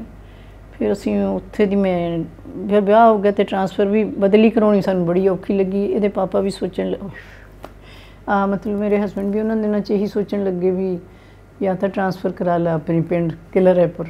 ਅੱਛਾ ਜੀ। ਜਿੱਥੇ ਬੰਦਾ ਜਦੋਂ ਚਾਹੇ ਆਪਦੇ ਘਰ ਆ ਸਕਦਾ, ਤੇ ਜਾਂ ਨੌਕਰੀ ਛੱਡ ਦੇ। ਦੋ ਸ਼ਰਤਾਂ ਹੀ ਇਹੋ ਜਿਹੀਆਂ ਸੀਗੀਆਂ ਵੀ ਕਿਲਾ ਰਾਏਪੁਰ ਜਾ ਕੇ ਤਾਂ ਬਦਲੀ ਨਹੀਂ ਸਕੂੰ, ਇੰਨੀ ਨਹੀਂ ਹੋ ਸਕੀ, ਬੜੀ ਕੋਸ਼ਿਸ਼ ਕੀਤੀ। ਤੇ ਪਿੰਡ ਸਾਡੇ ਪਿੰਡ ਜਾਂ ਰਹਿ ਸਕਦੀ ਸੀ ਜਾਂ ਮੈਂ ਉੱਥੇ ਆਪਣੇ ਸਹੁਰੇ ਘਰ। ਤੇ ਇੱਥੇ ਉਹ ਕਹਿੰਦੇ ਸੀ ਮੈਨੂੰ ਚੰਗਾ ਨਹੀਂ ਲੱਗਦਾ, ਹਰ ਹਫ਼ਤੇ ਬੰਦਾ ਆਵੇ। ਤੇ ਫਿਰ ਇਹੀ ਸੋਚ ਕੇ ਫਿਰ ਉੱਥੇ ਬਠਿੰਡਾ ਜ਼ਿਲ੍ਹੇ 'ਚ ਇਹੋ ਜਿਹੇ ਥਾਂ ਟਰਾਂਸਫਰ ਕਰਾ ਲਈ ਵੀ ਜਿਹੜਾ ਸਮਝੋ ਜਿੱਥੇ ਪਹੁੰਚਣਾ, ਕਿਤੋਂ ਵੀ ਬੰਦਾ ਕਿਸੇ ਵੇਲੇ ਵੀ ਪਹੁੰਚ ਸਕਦਾ ਜਾ ਕੇ। ਫਿਰ ਉਸ ਤੋਂ ਬਾਅਦ ਫਿਰ ਉਹ ਜਿਹੇ ਨੇੜੇ ਤੇੜੇ ਇੱਧਰ ਉੱਧਰ ਉਹਨਾਂ ਦੀਆਂ ਟਰਾਂਸਫਰਾਂ ਹੁੰਦੀਆਂ ਰਹੀਆਂ, ਤੇ ਕਦੀ ਛੁੱਟੀ ਲੈ ਲੈਣੀ, ਕਦੀ ਕਿਸੇ ਇੱਧਰ, ਬਸ ਸਾਰੀ ਫਿਰ ਉੱਥੇ ਬਠਿੰਡੇ ਜ਼ਿਲ੍ਹੇ 'ਚ ਹੀ ਨਿਕਲ ਗਈ ਬਸ ਜ਼ਿੰਦਗੀ। ਤੇ 3 ਬੱਚੇ ਹੋਏ ਤੁਹਾਡੇ, ਹੈ ਨਾ, ਵਿਆਹ ਤੋਂ ਬਾਅਦ? ਫਿਰ 3 ਬੇਟੀਆਂ ਹੀ ਆ ਮੇਰੀਆਂ। ਹਾਂਜੀ ਹਾਂਜੀ। ਪਰ ਠੀਕ ਸੀ, ਬਹੁਤ ਖੁਸ਼ ਸੀ ਅਸੀਂ ਤਾਂ ਉਹਨਾਂ ਨਾਲ। ਮੈਂ ਇਹ ਕਹਿੰਦੀ ਹੁੰਦੀ ਸੀ ਵੀ ਜੇ ਕਿਸੇ ਨੇ ਕਹਿਣਾ ਪਹਿਲਾਂ ਅਫਸੋਸ ਹੀ ਕਰਨ ਲੱਗ ਜਾਣਾ ਬਈ 3 ਕੁੜੀਆਂ ਨੇ, ਕਹਿਣ ਫਿਰ ਕੀ ਹੋ ਗਿਆ, 3 ਬੱਚੇ ਕਿਹਾ ਮੈਂ। ਤੇ ਕਹਿੰਦੀ ਇੱਕ ਤਾਂ ਹੁੰਦਾ ਚਲ, ਤੇ ਵੀ ਆਖਰੀ ਵੇਲੇ ਮੋਢਾ ਦੇਣ ਨੂੰ। ਤੇ ਮੈਂ ਉਹਨਾਂ ਨੂੰ ਹੱਸ ਕੇ ਹਮੇਸ਼ਾ ਹੀ ਕਹਿ ਦੇਣਾ, ਮੈਂ ਕਿਹਾ 3 ਤਾਂ ਹੋਰ ਬੁਲਾਉਣੇ ਹੀ ਪੈਣੇ ਸੀ, ਜੇ ਇੱਕ ਆ ਵੀ ਜਾਂਦਾ ਤਾਂ 3 ਉੱਪਰ ਹੀ ਸੱਦਣੀ ਸੀ, ਹੁਣ 4 ਚੱਕ ਲੈਣਗੇ। ਬਿਲਕੁਲ। ਤੇ ਮੈਨੂੰ ਮੈਂ ਕਦੇ ਫਰਕ ਨਹੀਂ ਲੱਗਿਆ। ਤੇ ਅਸਲੀਅਤ ਵੀ ਇਹੋ ਹੈ, ਜਿਹੜੀ ਚੀਜ਼ ਦੇਖੀ ਨਹੀਂ, ਮੈਨੂੰ ਕਦੇ ਨਹੀਂ ਲੱਗਿਆ ਵੀ ਮੁੰਡੇ ਜੇ ਹੁੰਦੇ ਤਾਂ ਪਤਾ ਨਹੀਂ ਮੈਂ ਕਿੰਨੀ ਖੁਸ਼ ਹੋਣਾ ਸੀ ਜਾਂ ਕਿੰਨੀ ਖੁਸ਼ ਨਸੀਬ ਸਮਝਣਾ ਸੀ। ਕਿਉਂਕਿ ਮੇਰੀ ਬਸ ਉਹ ਇਹਨਾਂ ਦੇ ਨਾਲ, ਕੁੜੀਆਂ ਦੇ ਨਾਲ ਇੰਨੀ ਵਧੀਆ ਜ਼ਿੰਦਗੀ ਬੀਤੀ ਨਾ। ਸੋ ਇਹ ਕਹੀਏ ਵੀ ਨਿੱਕੇ ਜਿਹੇ ਦੁੱਖ ਦਰਦ ਨੂੰ ਕੁੜੀਆਂ ਸਮਝ ਸਕਦੀਆਂ ਮਾਂ ਨੇ, ਤੇ ਇਹਨਾਂ ਦੇ ਨਾਲ ਮੈਂ ਬਸ ਸਮਝੋ ਹਰ ਤਰ੍ਹਾਂ ਔਖਾ ਸੌਖਾ ਸਮਾਂ ਇਹਨਾਂ ਵਿੱਚ ਕੁੜੀਆਂ ਦੇ ਸਹਾਰੇ ਨਾਲ ਬਦਲ ਲੰਘਾ ਲਿਆ। ਦੇਖੋ ਮੁੰਡਾ ਵੀ ਹੋਵੇ ਤਾਂ ਮੈਨੂੰ ਲੱਗਦਾ ਹੁੰਦਾ ਵੀ ਆ ਕੇ ਤਾਂ ਕਿਸੇ ਦੀ ਕੁੜੀ ਨੇ ਹੀ ਸੰਭਾਲਣਾ, ਹੈ ਨਾ, ਤੇ ਜੇ ਆਪਣੀ ਸੰਭਾਲ ਲਵੇ ਤਾਂ ਉਹ ਵੀ ਬਹੁਤ ਵਧੀਆ ਹੁੰਦਾ ਹੈ। ਤੇ ਮੈਂ ਕਈ ਵਾਰੀ ਸੋਚਦੀ ਹਾਂ ਵੀ ਕੁੜੀਆਂ ਦਾ ਤਾਂ ਹਮੇਸ਼ਾ ਸਿੰਸੀਅਰ ਹੀ ਹੁੰਦੀਆਂ, ਉਹਨਾਂ ਨੇ ਹਰ ਦੁੱਖ 'ਚ ਖੜਨਾ ਹੈ, ਸਾਥ ਦੇਣਗੀਆਂ ਮਾਂ ਦਾ। ਹੁਣ ਕਿਤੇ ਤਕਲੀਫ ਹੁੰਦੀ ਹੈ, ਮਾੜਾ ਜਿਹਾ ਮੇਰਾ ਸਿਰ ਵੀ ਦੁਖਦਾ ਤਾਂ ਇਹ ਕਹੂੰਗੀ ਮੈਂ ਲੈ ਜਾਂਦੀ ਹਾਂ, ਤੁਸੀਂ ਇੱਥੇ ਆ ਜਾਣ ਦਿਓ, ਨੌਕਰੀ ਕਰਦੀ ਆ, ਉਹ ਟਾਈਮ ਨਹੀਂ ਦੇ ਸਕਣਾ ਉਹਨੇ ਤੁਹਾਨੂੰ ਵੱਧ। ਤੇ ਉਹ ਕਹਿੰਦੀ ਹੁੰਦੀ ਹੈ ਵੀ ਘਰੇ ਨਹੀਂ ਤੁਸੀਂ ਵੀ, ਮਤਲਬ ਮੈਂ ਇੰਨਾ ਹੈ ਵੀ ਉਹ ਵੀ ਮੈਨੂੰ ਕੰਡੇ ਜਿੰਨੀ ਤਕਲੀਫ ਨਹੀਂ ਹੋਣ ਦਿੰਦੀਆਂ। ਤੇ ਮੈਂ ਕਈ ਵਾਰੀ ਸੋਚਦੀ ਹਾਂ ਜੇ ਮੁੰਡਾ ਚੰਗਾ ਹੁੰਦਾ ਸ਼ਾਇਦ ਉਹਨੂੰ ਵਹੁਟੀ ਨਾ ਚੰਗੀ ਮਿਲਦੀ, ਤੇ ਮੁੰਡੇ ਬੇਫਸ ਹੋ ਜਾਂਦੇ, ਉਹਨਾਂ ਨੇ ਆਪਣਾ ਘਰ ਵੀ ਸੰਭਾਲਣਾ ਹੁੰਦਾ। ਤੇ ਪਤਾ ਨਹੀਂ ਮੇਰੀ ਹਾਲਤ ਕਿਹੋ ਜਿਹੀ ਹੁੰਦੀ, ਚੰਗੀ ਵੀ ਮਤਲਬ ਇਹ ਚੰਗੀ ਨਹੀਂ ਕਹਿ ਸਕਦੀ, ਇਹ ਹੁਣ ਵਰਗੀ ਹੋ ਸਕਦੀ ਸੀ ਤੇ ਜਾਂ ਇਦੋਂ ਭੈੜੀ ਵੀ ਹੋ ਸਕਦੀ ਸੀ। ਤੇ ਮੈਂ ਹੁਣ ਵੀ ਸੋਚਦੀ ਹਾਂ ਵੀ ਮੈਨੂੰ ਪਤਾ ਹੀ ਨਹੀਂ ਮੁੰਡਿਆਂ ਦਾ ਪਿਆਰ ਕੋਈ ਵੱਖਰਾ ਕਿਸਮ ਦਾ ਹੁੰਦਾ, ਕੁੜੀਆਂ ਦਾ ਹੋਰ ਹੁੰਦਾ ਹੈ, ਜਾਂ ਮੈਨੂੰ ਕੋਈ ਕਮੀ ਰਹਿ ਗਈ ਹੈ ਮੇਰੇ ਵਿੱਚ, ਕਦੀ ਮਹਿਸੂਸ ਨਹੀਂ ਹੋਇਆ। ਅੰਕਲ ਦਾ ਸੁਭਾਅ ਕਿਵੇਂ ਦਾ ਸੀਗਾ? ਉਹਦੇ ਸੁਭਾਅ ਬਾਰੇ ਵੀ ਮੈਨੂੰ ਇਹ ਇੱਕ ਡਰ ਬੈਠ ਗਿਆ ਸੀ। ਡਰ ਕੀ ਆਮ ਹੀ ਹੈ ਲੋਕਾਂ ਦੇ ਦਿਲਾਂ 'ਚ ਬੈਠੀ ਵੀ ਹੈ ਵੀ ਗਰੇਵਾਲ ਤੇਜ਼ ਬੜੀ ਹੁੰਦੀ ਹੈ, ਭੇਤ ਨਹੀਂ ਦਿੰਦੇ ਆਪਣਾ ਕੁਛ ਵੀ। ਹਾਂਜੀ। ਤੇ ਜੇ ਮੇਰੇ ਫਾਦਰ ਨੇ ਸਲਾਹ ਕਰਨੀ ਆਪਣੀ ਵੀ ਰਿਸ਼ਤੇਦਾਰਾਂ ਨਾਲ, ਮੇਰੇ ਕਜ਼ਨ ਸੀ ਇੱਕ ਬੜੀ ਸਿਆਣੀ ਜੀ, ਤੇ ਉਹਨਾਂ ਨੇ ਕਹਿਣਾ ਵੀ ਅਸੀਂ ਕੁੜੀਆਂ ਨਹੀਂ ਗਰੇਵਾਲਾਂ ਦੀ ਵਿਆਹੁਣੀਆਂ, ਮੁੰਡੇ ਨੂੰ ਵੇਲੇਗੀ। ਅੱਛਾ ਜੀ। ਵੀ ਬਹੁਤ ਹੁਸ਼ਿਆਰ ਹੁੰਦੇ ਆ, ਬਹੁਤ ਤੇਜ਼ ਹੁੰਦੇ ਆ। ਪਰ ਮੈਂ ਹੈਰਾਨ ਹੈ ਵੀ ਇਹਨਾਂ 'ਚ ਇੱਕ ਚੀਜ਼ ਵੀ ਨਹੀਂ ਸੀ ਆਈ ਉਹਨਾਂ ਵਰਗੀ, ਜਿਹੜਾ ਮਤਲਬ ਅੰਦਾਜ਼ਾ ਸੀਗਾ ਨਾ, ਬਹੁਤ ਸਾਫ਼ ਦਿਲ। ਹਾਂਜੀ। ਤੇ ਜਾਂ ਨਰਮ, ਜਾਨੀ ਜ਼ਿੰਦਗੀ 'ਚ ਮੈਨੂੰ ਕਦੇ ਕੋਈ ਆਈ ਹੀ ਨਹੀਂ ਤਕਲੀਫ, ਬਹੁਤ ਅੱਛੀ ਨੇਚਰ ਸੀਗੀ। ਤੇ ਮੈਨੂੰ ਲੱਗਦਾ ਹੀ ਨਹੀਂ ਸੀ ਵੀ ਜੇ ਇਹਨੂੰ ਲੋਕ ਕਹਿੰਦੇ ਬੜੇ ਚਲਾਕ ਹੁੰਦੇ ਆ ਵੀ ਕਿੱਥੇ ਰਹਿ ਕੇ ਪਏ ਨੇ, ਉਹਨਾਂ ਗਰੇਵਾਲ ਤਾਂ ਲੱਗਦਾ ਨਹੀਂ ਬਿਲਕੁਲ। ਮੈਂ ਕਿਹਾ ਜਿਹੋ ਜਿਹੀ ਸਾਦਗੀ ਜੀ ਸਾਡੇ ਆਪਦੇ ਪਿੰਡਾਂ 'ਚ ਸੀ ਨਾ, ਉਸੇ ਤਰ੍ਹਾਂ ਦਾ ਹੀ ਪਰਿਵਾਰ ਮੈਨੂੰ ਮਿਲ ਗਿਆ। ਅੱਛਾ। ਤੁਹਾਡੇ ਪੇਕਿਆਂ ਦਾ ਗੋਤ ਕੀ ਸੀ? ਸਿੱਧੂ ਹੈ ਸੀ। ਅੱਛਾ। ਸਿੱਧੂ ਬਰਾੜ ਵੀ ਲਿਖ ਦਿੰਦੇ, ਕੋਈ ਆਪਣੇ ਨਾਲ ਸਿੱਧੂ ਬਰਾੜ ਤਾਂ ਇੱਕੋ ਹੀ ਹੈ, ਪਤਾ ਨਹੀਂ ਉਹ ਕਿਉਂ ਅੱਧੇ ਕੁ ਲੋਕ ਆਪਣੇ ਨਾਲ ਬਰਾੜ ਲਿਖਣ ਲੱਗ ਗਏ, ਕੋਈ ਸਿੱਧੂ ਲਿਖਣ ਲੱਗ ਗਏ। ਕਹਿੰਦੇ ਸਿੱਧੂ ਬੜੇ ਸਹਿਜ ਹੁੰਦੇ ਆ, ਹੈ ਨਾ, ਇਹ ਮੈਂ ਸੁਣਿਆ ਹੋਇਆ। ਉਹ ਤਾਂ ਇੱਕ ਖਾਨ ਜਿਹਾ ਬਣਿਆ ਹੋਇਆ, ਕਹਿੰਦੇ ਸਹਿਜ ਨੂੰ ਲੋਕੀ ਕਮਲਾ ਵੀ ਕਹਿਣ ਲੱਗ ਜਾਂਦੇ। ਅੱਛਾ ਜੀ। ਆਂਦੀ ਫਿਰ ਦੂਜੀ ਗੱਲ ਇਹ ਜਿਹਨੂੰ ਕਮਲਿਆ ਬਰਾੜਾ ਕਹਿ ਦੋ ਹੋਰ ਵੀ ਖੁਸ਼ ਹੋ ਜਾਂਦੇ। ਮੈਂ ਦੇਖੇ ਤਾਂ ਨਹੀਂ ਇਹ ਗੱਲ, ਪਰ ਇਹ ਆਮ ਕਹਾਵਤ ਹੈ। ਇਹ ਬਹੁਤ ਸਾਊ ਆ, ਬਹੁਤ ਭੋਲੇ ਆ, ਚਲਾਕੀਆਂ ਚਲੂਕੀਆਂ ਬਿਲਕੁਲ ਹੀ ਸਿੱਧੂਆਂ ਨੂੰ ਨਹੀਂ ਹੁੰਦੀਆਂ। ਆ ਸਾਡਾ ਤੁਹਾਡਾ ਜਿਹਾ ਆਪਣੇ ਦਾ ਕੈਪਟਨ ਹੈ ਤਾਂ ਇਹ ਵੀ ਉਸੇ ਪਿੰਡ ਦਾ। ਇਹਦਾ ਮੈਨੂੰ ਲੱਗਦਾ ਬਹੁਤ ਤੇਜ਼ ਜਿਹੜਾ ਸੰਭਾਈ ਬੈਠਾ ਹੈ। ਹਾਂਜੀ। ਸਾਰੇ ਸੂਬੇਦਾਰ ਤੇ ਵੀ ਮਤਲਬ ਆਮ ਲੋਕਾਂ ਦਾ ਖਿਆਲ ਹੈ ਵੀ ਵਲਸ਼ਾਨ ਨਹੀਂ ਹੁੰਦਾ ਇਹਨਾਂ ਸਿੱਧੂ ਜਿੰਨੇ ਵੀ ਹੈ ਨਾ, ਜਿੱਥੇ ਕਿਤੇ ਵੀ ਸਾਫ਼ ਦਿਲ ਨੇ ਬੜੇ। ਹਾਂਜੀ। ਤੇ ਮੇਰੇ 'ਚ ਵੀ ਬੜਾ ਭੋਲਾਪਨ ਹੈ। ਤੁਹਾਨੂੰ ਨਹੀਂ ਪਤਾ ਇਹਨਾਂ ਕੁੜੀਆਂ ਨੂੰ, ਜਾਂ ਤੁਸੀਂ ਜ਼ਿਆਦਾ ਵਿਚਰੋ ਬਹੁਤ ਗੱਲਾਂ ਦਾ ਮੈਨੂੰ ਪਤਾ ਹੀ ਨਹੀਂ ਲੱਗਦਾ ਹੁੰਦਾ। ਆਸੇ ਪਾਸੇ ਕਿੱਡੀ ਕੋਈ ਚੁਸਤੀ ਨਾਲ ਮੇਰੇ ਕੋਲ ਕੁਛ ਗੱਲ ਕਰ ਗਿਆ, ਮੈਨੂੰ ਪਤਾ ਨਹੀਂ ਲੱਗਦਾ ਹੁੰਦਾ ਜੀ।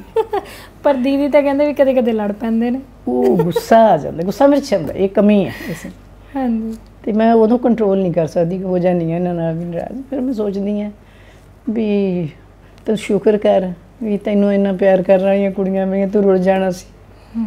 ਤੂੰ ਰੁੱਝ ਜਾਣਿਆ ਵੀ ਇਹਨਾਂ ਨੂੰ ਕਦੀ ਕਦੀ ਹੋ ਜਾਂਦਾ ਗੁੱਸਾ ਆਏਗਾ ਮੇਰੇ ਸੁਭਾਅ 'ਚ, ਪਤਾ ਨਹੀਂ ਵੀ ਕੁਦਰਤੀ ਆ ਗਿਆ, ਪਤਾ ਨਹੀਂ ਕਿੱਥੋਂ ਆਇਆ। ਹਾਂਜੀ। ਥੋੜੀ ਦੇਰ ਲਈ ਹੋ ਜਾਣੀ ਹੈ ਨੋਰਮਲ, ਥੋੜੀ ਦੇਰ ਬਾਅਦ। ਤੇ ਅੰਕਲ ਜਦੋਂ ਇਸ ਦੁਨੀਆ ਤੋਂ ਗਏ ਹੈ ਨਾ, ਤਾਂ ਤੁਹਾਡੇ ਸਭ ਤੋਂ ਛੋਟੀ ਬੇਟੀ ਬਹੁਤ ਛੋਟੇ ਸੀਗੇ। ਹਾਂਜੀ। ਤੇ ਉਸ ਵਕਤ ਮਤਲਬ ਬਹੁਤ ਔਖਾ ਹੁੰਦਾ ਵੀ ਜਦੋਂ ਸਾਡਾ ਸਾਥੀ ਦੁਨੀਆ ਉਸ ਤੋਂ ਵੇਲੇ ਜਾਂਦਾ। ਦਾ ਜੀ ਨਾ ਤਾਂ ਬਿਆਨ ਕਰਨਾ ਅਸੀਂ ਦੱਸ ਸਕਦੀ ਹਾਂ ਕੀ ਹੋਇਆ ਸੀ, ਬੀਤਿਆ ਮੇਰੇ ਨਾਲ। ਹਾਂਜੀ। ਵੀ ਐਡਾ ਵੱਡਾ ਸਦਮਾ ਸੀ, ਮੈਨੂੰ ਸੋਚਦਾ ਨਹੀਂ ਸੀ ਕੁਛ ਵੀ। ਜੇ ਮੈਂ ਸੌਂ ਜਾਣਾ ਤੇ ਉਹ ਕੁਛ ਪਲ ਨਿਕਲਣੇ, ਜਦੋਂ ਜਾਗ ਆ ਜਾਣੀ ਵੀ ਮੈਂ ਆਲੇ ਦੁਆਲੇ ਦੇਖਣਾ ਵੀ ਨਹੀਂ, ਇਹ ਤਾਂ ਸਭ ਕੁਛ ਵਾਪਰ ਗਿਆ। ਫਿਰ ਪਾਗਲਾਂ ਜਿਹੀ ਵਰਗੀ ਹੋ ਗਈ ਸੀ ਮੈਂ ਇੱਕ ਤਰ੍ਹਾਂ ਨਾਲ। ਇਹ ਛੋਟੀ ਤਾਂ ਬਹੁਤ ਛੋਟੀ ਸੀ ਬੇਟੀ ਮੇਰੀ, ਸਾਰੀ ਉਦੋਂ 11 ਸਾਲ ਦੀ ਸੀ, 11 ਦੀ ਮੇਰੀ ਸੀ ਪੂਰੀ ਹੋਈ। ਤੇ ਵੱਡੀ ਵੀ ਕੋਈ ਐਡੀ ਵੱਡੀ ਨਹੀਂ ਸੀ ਵੀ 17ਵਾਂ ਸਾਲ ਲੱਗਿਆ ਹੋਇਆ ਸੀ ਉਹਨੂੰ, ਉਹਦਾ 1968 ਦਾ ਵਰਤ ਹੈ। ਹਾਂਜੀ। ਤੇ ਪਰ ਇਹ ਹੈ ਵੀ ਇੰਨਾ ਕਿ ਸਮਝਦੀਆਂ ਸੀਗੀਆਂ ਵੀ ਅਸੀਂ ਹੁਣ ਇਹਨਾਂ ਨੂੰ ਕੋਈ ਮੌਕਾ ਨਹੀਂ ਦੇਣਾ, ਵੀ ਇਹਨਾਂ ਨੂੰ ਕਿਸੇ ਤਰ੍ਹਾਂ ਦਾ ਕੋਈ ਜਿਹੜਾ ਪਈ ਹੈ ਮੁਸੀਬਤ ਉਸ ਨੂੰ ਉਹਦੇ ਵਿੱਚ ਵੰਡਾਵਾਂਗੀਆਂ। ਤੇ ਵੀ ਦੁਖੀ ਇਸ ਕਰਕੇ ਸਾਡੇ ਘਰ ਨੇ ਇਹਨਾਂ ਨੂੰ ਕੋਈ ਹੋਰ ਵਧੇਗੀ ਪਰੇਸ਼ਾਨੀ ਨਾ ਆਵੇ ਕਿਸੇ ਕਿਸਮ ਦੀ। ਐਡੀਆਂ ਸਾਊ ਨੇ ਰਹੀਆਂ ਮੇਰੇ ਕੋਲ ਮੇਰੀਆਂ ਬੇਟੀਆਂ, ਇਹਨਾਂ ਨੇ ਕਦੀ ਆਪਦੀ ਲੋੜ, ਮੇਰੀ ਕੋਸ਼ਿਸ਼ ਇਹ ਹੁੰਦੀ ਸੀ ਵੀ ਇਹਨਾਂ ਨੂੰ ਇਹ ਨਾ ਲੱਗੇ ਵੀ ਸਾਡਾ ਬਾਪ ਹੈ ਹੀ ਨਹੀਂ, ਅਸੀਂ ਪਤਾ ਨਹੀਂ ਕਿੰਨਾ ਕੀ ਕੁਛ ਸਾਡਾ ਬਣਨਾ ਸੀ। ਤੇ ਆਪਣੇ ਵੱਲੋਂ ਮੈਨੂੰ ਤੇ ਇਹਨਾਂ ਦੇ ਵੀ ਇੰਨੀ ਸਮਝ ਆ ਗਈ ਸੀ ਵੀ ਆਪਾਂ ਨਹੀਂ, ਆਪਾਂ ਤੰਗ ਨਹੀਂ ਹੋਣ ਦੇਣਾ। ਮੰਮੀ ਤੇ ਦੋਵੇਂ 'ਚ ਬੋਝ ਬਹੁਤ ਆ ਗਿਆ। ਮਤਲਬ ਇਸ ਕਰਕੇ ਮਤਲਬ ਇਸ ਪੱਖੋਂ ਮੈਂ ਜ਼ਰੂਰ ਸਮਝਦੀ ਹਾਂ। ਤੇ ਮੈਂ ਉਹਨਾਂ ਤੋਂ ਬਸ ਰੱਬ ਤੋਂ ਇੱਕੋ ਹੀ ਦੁਆ ਕੀਤੀ ਸੀਗੀ। ਮੈਂ ਕਿਹਾ ਸੀਗਾ ਵੀ ਪਰਮਾਤਮਾ ਵੀ ਮੈਨੂੰ ਇੰਨਾ ਟਾਈਮ ਦੇ ਦੇ, ਮੈਂ ਆਪਣੀਆਂ ਕੁੜੀਆਂ ਨੂੰ ਸੈੱਟ ਕਰ ਦਿਆਂ ਆਪਦੇ ਕਰੀ, ਤੇ ਤੋਂ ਵੱਧ ਨਹੀਂ ਮੰਗਦੀ। ਤੇ ਇੰਨੇ ਜ਼ਰੂਰ ਕਰ ਵੀ ਇੰਨਾ ਜੇ ਸਾਡੇ ਨਾਲ ਇੰਨਾ ਧੱਕਾ ਹੋਇਆ ਤਾਂ ਇੰਨੀ ਕਰ। ਤੇ ਸੱਚੀ ਮੁੱਚੀ ਮੈਨੂੰ ਲੱਗਦਾ ਮੇਰੀ ਗੱਲ ਰੱਬ ਨੇ ਨਾ ਉਦੋਂ ਹੀ ਸੁਣ ਲਈ ਹੈ ਨੇੜੇ ਆ ਕੇ। ਹਮੇਸ਼ਾ ਮੈਨੂੰ ਮਹਿਸੂਸ ਹੁੰਦਾ ਵੀ ਕੋਈ ਤਾਕਤ ਹੈ ਜਿਹੜੀ ਮੇਰੇ ਨਾਲ ਨਾਲ ਤੁਰੀ ਜਾਂਦੀ ਹੈ। ਬੱਚੇ ਇੱਕ ਤਰ੍ਹਾਂ ਨਾਲ ਮੈਨੂੰ ਅਜ਼ਮਾਇਸ਼ ਹੋਈ ਵੀ ਹੈ ਵੀ ਕੋਈ ਕੰਮ ਮੈਂ ਕਰਦੀ ਹਾਂ ਪਰੇਸ਼ਾਨ ਹੁੰਦੀ ਹਾਂ ਵੀ ਕਿਵੇਂ ਕਰਾਂ, ਪਤਾ ਨਹੀਂ ਕਿੱਧਰੋਂ ਹੀ ਮੇਰੇ ਅੰਦਰੋਂ ਹੀ ਆਪ ਸਭ ਇਸ ਤਰ੍ਹਾਂ ਦੀ ਕੋਈ ਤਾਕਤ ਆ ਜਾਂਦੀ ਹੈ ਵੀ ਐਡੀ ਹਿੰਮਤ ਫੜ ਜਾਣੀ ਹੈ ਉਹ ਸਾਰਾ ਕੁਛ ਵੀ ਫਿਰ ਸਭ ਕੁਛ ਠੀਕ ਠਾਕ ਹੋਈ ਜਾਂਦਾ ਹੈ। ਬਾਕੀ ਆਪਣੇ ਬਾਰੇ ਸੋਚਦਾ ਤਾਂ ਬੰਦਾ ਫਿਰ ਉੱਠ ਹੀ ਨਹੀਂ ਸਕਦਾ। ਆਪਣੇ ਬਾਰੇ ਤਾਂ ਜੇ ਮੈਂ ਬਿਲਕੁਲ ਇੱਕ ਤਰ੍ਹਾਂ ਨਾਲ ਸੋਚਣਾ ਹੀ ਛੱਡਤਾ ਸੀ।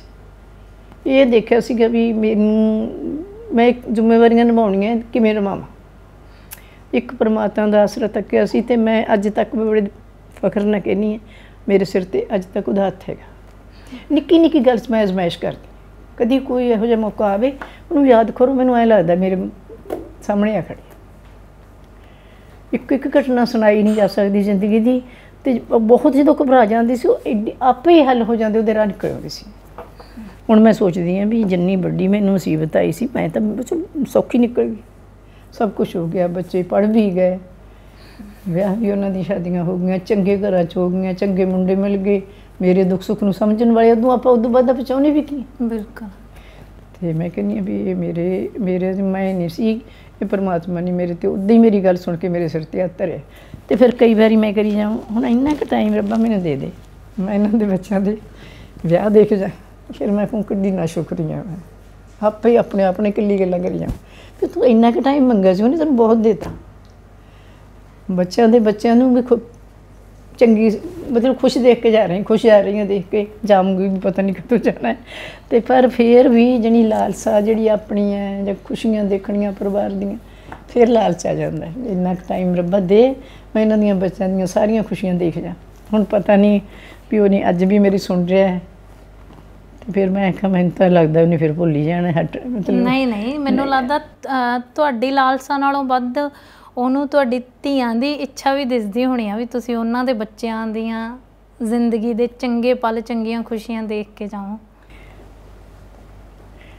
ਕੋਈ ਗੱਲਾਂ ਨਹੀਂ ਜਦੋਂ ਯਾਦ ਜਿਹੀ ਆਉਂਦੀਆਂ ਐਂ ਲੱਗਦਾ ਵੀ ਅਸਲੀਅਤ ਕਈ ਗੱਲਾਂ ਨਹੀਂ ਵੀ ਸੁਪਨੇ ਹੁੰਦੇ ਆ। ਇਹਦੇ ਨੋਨਾਂ ਦਾ ਬੇਟਾ ਹੋਣਾ ਸੀਗਾ, ਪਤਾ ਨਹੀਂ ਕਈ ਕੁਛ ਰਲ ਜਾਂਦਾ, ਅੱਛੀ ਜਾਂਦੀ ਹੈ। ਤੇ ਅੰਕਲ ਨੂੰ ਕੀ ਹੋਇਆ ਸੀ? ਉਹਨਾਂ ਨੂੰ ਤਾਂ ਬਿਲਕੁਲ ਹੀ ਕੁਛ ਨਹੀਂ ਹੋਇਆ। ਫਿਰ ਉਹ ਤਾਂ ਟੂਰ 'ਤੇ ਗਏ ਹੋਏ ਸੀ, ਨੌਕਰੀ ਡਿਊਟੀ ਕਰਦੇ ਸੀਗੇ, ਅਤੇ ਗਰਮੀ ਬਹੁਤ ਜ਼ਿਆਦਾ ਸੀ ਉਸ ਦਿਨ। ਪਤਾ ਨਹੀਂ ਜਿਵੇਂ ਮੇਰਾ ਖਿਆਲ ਹੈ ਵੀ ਸਾਰੇ ਹਮੇਸ਼ਾ ਨਾਲੋਂ ਟੱਪੀ ਵੀ ਸੀ ਗਰਮੀ। 23 ਜੁਲਾਈ ਦਾ ਦਿਨ ਸੀਗਾ, ਤੁਸੀਂ ਦੇਖ ਲਓ ਵੀ ਕਿੱਡਾ ਗੰਦਾ ਗਰਮੀ ਦਾ ਮੌਸਮ ਹੁੰਦਾ। ਅਤੇ ਉਹ ਸਾਰਾ ਦਿਨ ਬਾਹਰ ਰਹੇ, ਜਦੋਂ ਸ਼ਾਮ ਨੂੰ ਘਰ ਮੁੜੇ। ਜਾਣ ਵੇਲੇ ਵੀ ਜਿਸ ਵੇਲੇ ਉਹ ਘਰੋਂ ਗਏ ਆ, ਮੈਨੂੰ ਇਹ ਤੋਂ ਵੱਡੀ ਹੈ ਬੇਟੀ ਮੇਰੀ, ਸਮਝਦੇ ਦੂਜੇ ਨੰਬਰ ਵਾਲੀ ਜਿਹੜੀ ਮੇਰੀ ਬੇਟੀ ਹੈ, ਉਹਨੂੰ ਮੈਂ ਕਹਿ ਕੇ ਗਈ, ਮੈਂ ਕਿਹਾ ਜਦੋਂ ਉੱਠੇ ਨਾ ਤੈਨੂੰ ਚਾਹ ਬਣਾ ਦੀ। ਉੱਠਿਆ ਨਹੀਂ, ਉਹ ਲੇਟ ਜਾਂਦੇ ਸੀ ਕਿ ਮੇਰਾ ਪਿੰਡ ਜੇ ਦਾ ਸਕੂਲ ਜਾਣਾ ਸੀ, ਮੈਨੂੰ ਘੰਟਾ ਪਹਿਲਾਂ ਤੁਰਨਾ ਪੈਂਦਾ ਹੁੰਦਾ ਸੀ। ਹਾਂਜੀ। ਅਤੇ ਉਸ ਦਿਨ ਤਾਂ ਮੈਂ ਮਤਲਬ ਉਹ ਸੁੱਤੇ ਪਿਆ ਨੂੰ ਵੀ ਘਰੇ ਛੱਡ ਗਈ ਸੀ, ਅਤੇ ਉਹ ਬਸ ਗਏ ਨਹੀਂ, ਸਾਰਾ ਦਿਨ ਬਾਹਰ ਰਹੇ ਹੈ। ਅਤੇ 8 ਕੁ ਵਜੇ ਬਾਹਰ ਅੱਗੇ ਜਦੋਂ ਮੈਨੂੰ ਰੁਕੀ ਗੱਡੀ ਜੀ, ਉਹਦੀ ਆਵਾਜ਼ ਸੁਣੀ ਅਤੇ ਮੈਂ ਉੱਠ ਕੇ ਮਤਲਬ ਬਾਹਰ ਬਾਰੀ ਜੀ 'ਚ ਵਿੰਡੋ ਦੇਖ ਕੇ ਕਮਰੇ 'ਚ ਉੱਥੇ ਆ ਗਈ ਉੱਥੇ ਸਾਹਮਣੇ। ਤਾਂ ਮਤਲਬ ਐਸੀ ਵੀ ਦੇਖਿਆ ਤਾਂ ਉਤਰੇ ਨਹੀਂ ਉਹ ਕਾਰ 'ਚੋਂ। ਜੇ ਉੱਥੇ ਡਰਾਈਵਰ ਕਹੀ ਜਾਂਦਾ ਘਰ ਆ ਗਿਆ ਸਰਦਾਰ ਜੀ। ਅੱਛਾ, ਅਤੇ ਮੈਂ ਹੈਰਾਨ ਜਿਵੇਂ ਇਹ ਕੀ ਹੋ ਗਿਆ। ਮੈਂ ਫਟਾਫਟ ਉੱਤਰ ਕੇ ਪੌੜੀਆਂ ਉੱਪਰ ਰਿਹਾਇਸ਼ ਸੀ, ਪੌੜੀਆਂ ਦੇ ਅਜੇ ਅੱਧ ਜਿਹੇ 'ਚ ਆਈ ਸੀ, ਅਤੇ ਉਹਦੇ ਹੱਥ 'ਚ ਪੱਗ ਫੜੀ ਹੋਈ ਉਹਨਾਂ ਦੀ, ਅਤੇ ਉੱਪਰ ਆ ਗਿਆ ਡਰਾਈਵਰ ਲੈ ਕੇ। ਮੈਂ ਕੀ ਹੈ, ਅਜੇ ਪਤਾ ਨਹੀਂ ਕੀ ਹੋ ਗਿਆ, ਠੀਕ ਠਾਕ ਸੀਗੇ, ਹੁਣ ਸੀਟ ਦੇ ਨਾਲ ਸਿਰ ਲੱਗਿਆ, ਪੱਗ ਲੱਥ ਗਈ ਉੱਥੋਂ। ਆਹ ਹੀ ਕੁਛ ਆਇਆ, ਇੰਨਾ ਕੀ ਲੱਗਿਆ। ਚੱਲ ਫਿਰ ਉੱਥੇ ਹੀ ਅਸੀਂ ਪਾਤਾ, ਪੱਖਾ ਪੁੱਖੇ ਆਏ, ਦਵਾਈ ਲਵਾਤੇ, ਅਤੇ ਇੱਧਰ ਉੱਧਰ ਡਾਕਟਰਾਂ ਵੱਲ ਭੱਜਣ ਲੱਗੇ। ਇਹ ਵੇਖੀ ਜਾਂਦੀਆਂ ਸੀਗੀਆਂ, ਪਾਣੀ ਇਹ ਪਾਈ ਜਾਣ ਮੂੰਹ 'ਚ। ਵਧੀਆ ਵੱਡੀ ਬੇਟੀ ਸੀ ਮੇਰੀ, ਪਾਣੀ ਦਾ ਚਮਚ ਭਰ ਕੇ, ਅਤੇ ਅਸੀਂ ਉਹਨੂੰ ਐਂ ਲੱਗੇ ਵੀ ਉਹ ਪਾਣੀ ਪੀ ਜਾਂਦਾ ਨਹੀਂ ਅੰਦਰ। ਇਹ ਸਾਨੂੰ ਕਿਸੇ ਦੇ ਵੀ ਚਿੱਤ ਨਹੀਂ ਸੀ ਵੀ ਆਹ ਬਸ ਕੁਛ ਪਲ ਹੀ ਹੈ। ਅਤੇ ਇੱਕ ਵਾਰੀ ਉਹ ਜਦੋਂ ਉਹਨੇ ਪਾਣੀ ਦਾ ਚਮਚਾ ਪਾਇਆ ਮੂੰਹ 'ਚ, ਅਤੇ ਉਹ ਬਾਹਰ ਨਿਕਲ ਗਿਆ, ਅਤੇ ਐਂ ਲੱਗਿਆ ਵੀ ਉਹ ਲੰਘ ਗਿਆ। ਅਤੇ ਮੈਂ ਕਹਿੰਦੀ ਬੇਟੀ ਵੀ ਹੁਣ ਠੀਕ ਹੈ। ਮੈਂ ਕਿਹਾ ਪਾਣੀ ਲੱਗਿਆ ਅੰਦਰ, ਅਤੇ ਉਹ ਸਿਰ ਸੁੱਟ ਜੇ ਦਿੱਤਾ, ਜਾਣੀ ਮੁੜ ਕੇ ਖੜ ਗਿਆ, ਨਾ ਕੋਈ ਆਵਾਜ਼ ਨਾ ਕੋਈ ਕੁਛ। ਅਤੇ ਮੈਂ ਉਹਨਾਂ 'ਚ ਇਹੀ ਸਮਝੀ ਗਈ ਵੀ ਨੀਂਦ 'ਚ ਹੀ ਹੈ, ਜਿਵੇਂ ਆਪਾਂ ਨੂੰ ਘੁਰਾੜੇ ਜੇ ਮਾਰਦੇ। ਫਿਰ ਦੱਸਿਆ ਸਾਰਿਆਂ ਨੇ, ਡਾਕਟਰ ਨੇ ਵੀ ਆ ਕੇ ਦੱਸਿਆ ਵੀ ਉਹ ਤਾਂ ਗਲੇ 'ਚ ਜਦੋਂ ਹੁੰਦੀ ਹੈ ਉਦੋਂ ਇਸ ਤਰ੍ਹਾਂ ਦੀ ਆਵਾਜ਼ ਆਉਣ ਲੱਗ ਜਾਂਦੀ ਹੈ। ਬਿਲਕੁਲ ਇਹਨਾਂ ਚੀਜ਼ਾਂ ਤੋਂ ਫਿਰ ਉਹ ਦੱਸੂਗਾ, ਹਾਂ ਤਾਂ ਕੁਛ ਰਹਿ ਹੀ ਨਹੀਂ ਜਾਂਦਾ ਵੀ ਇੰਨੇ ਸਰ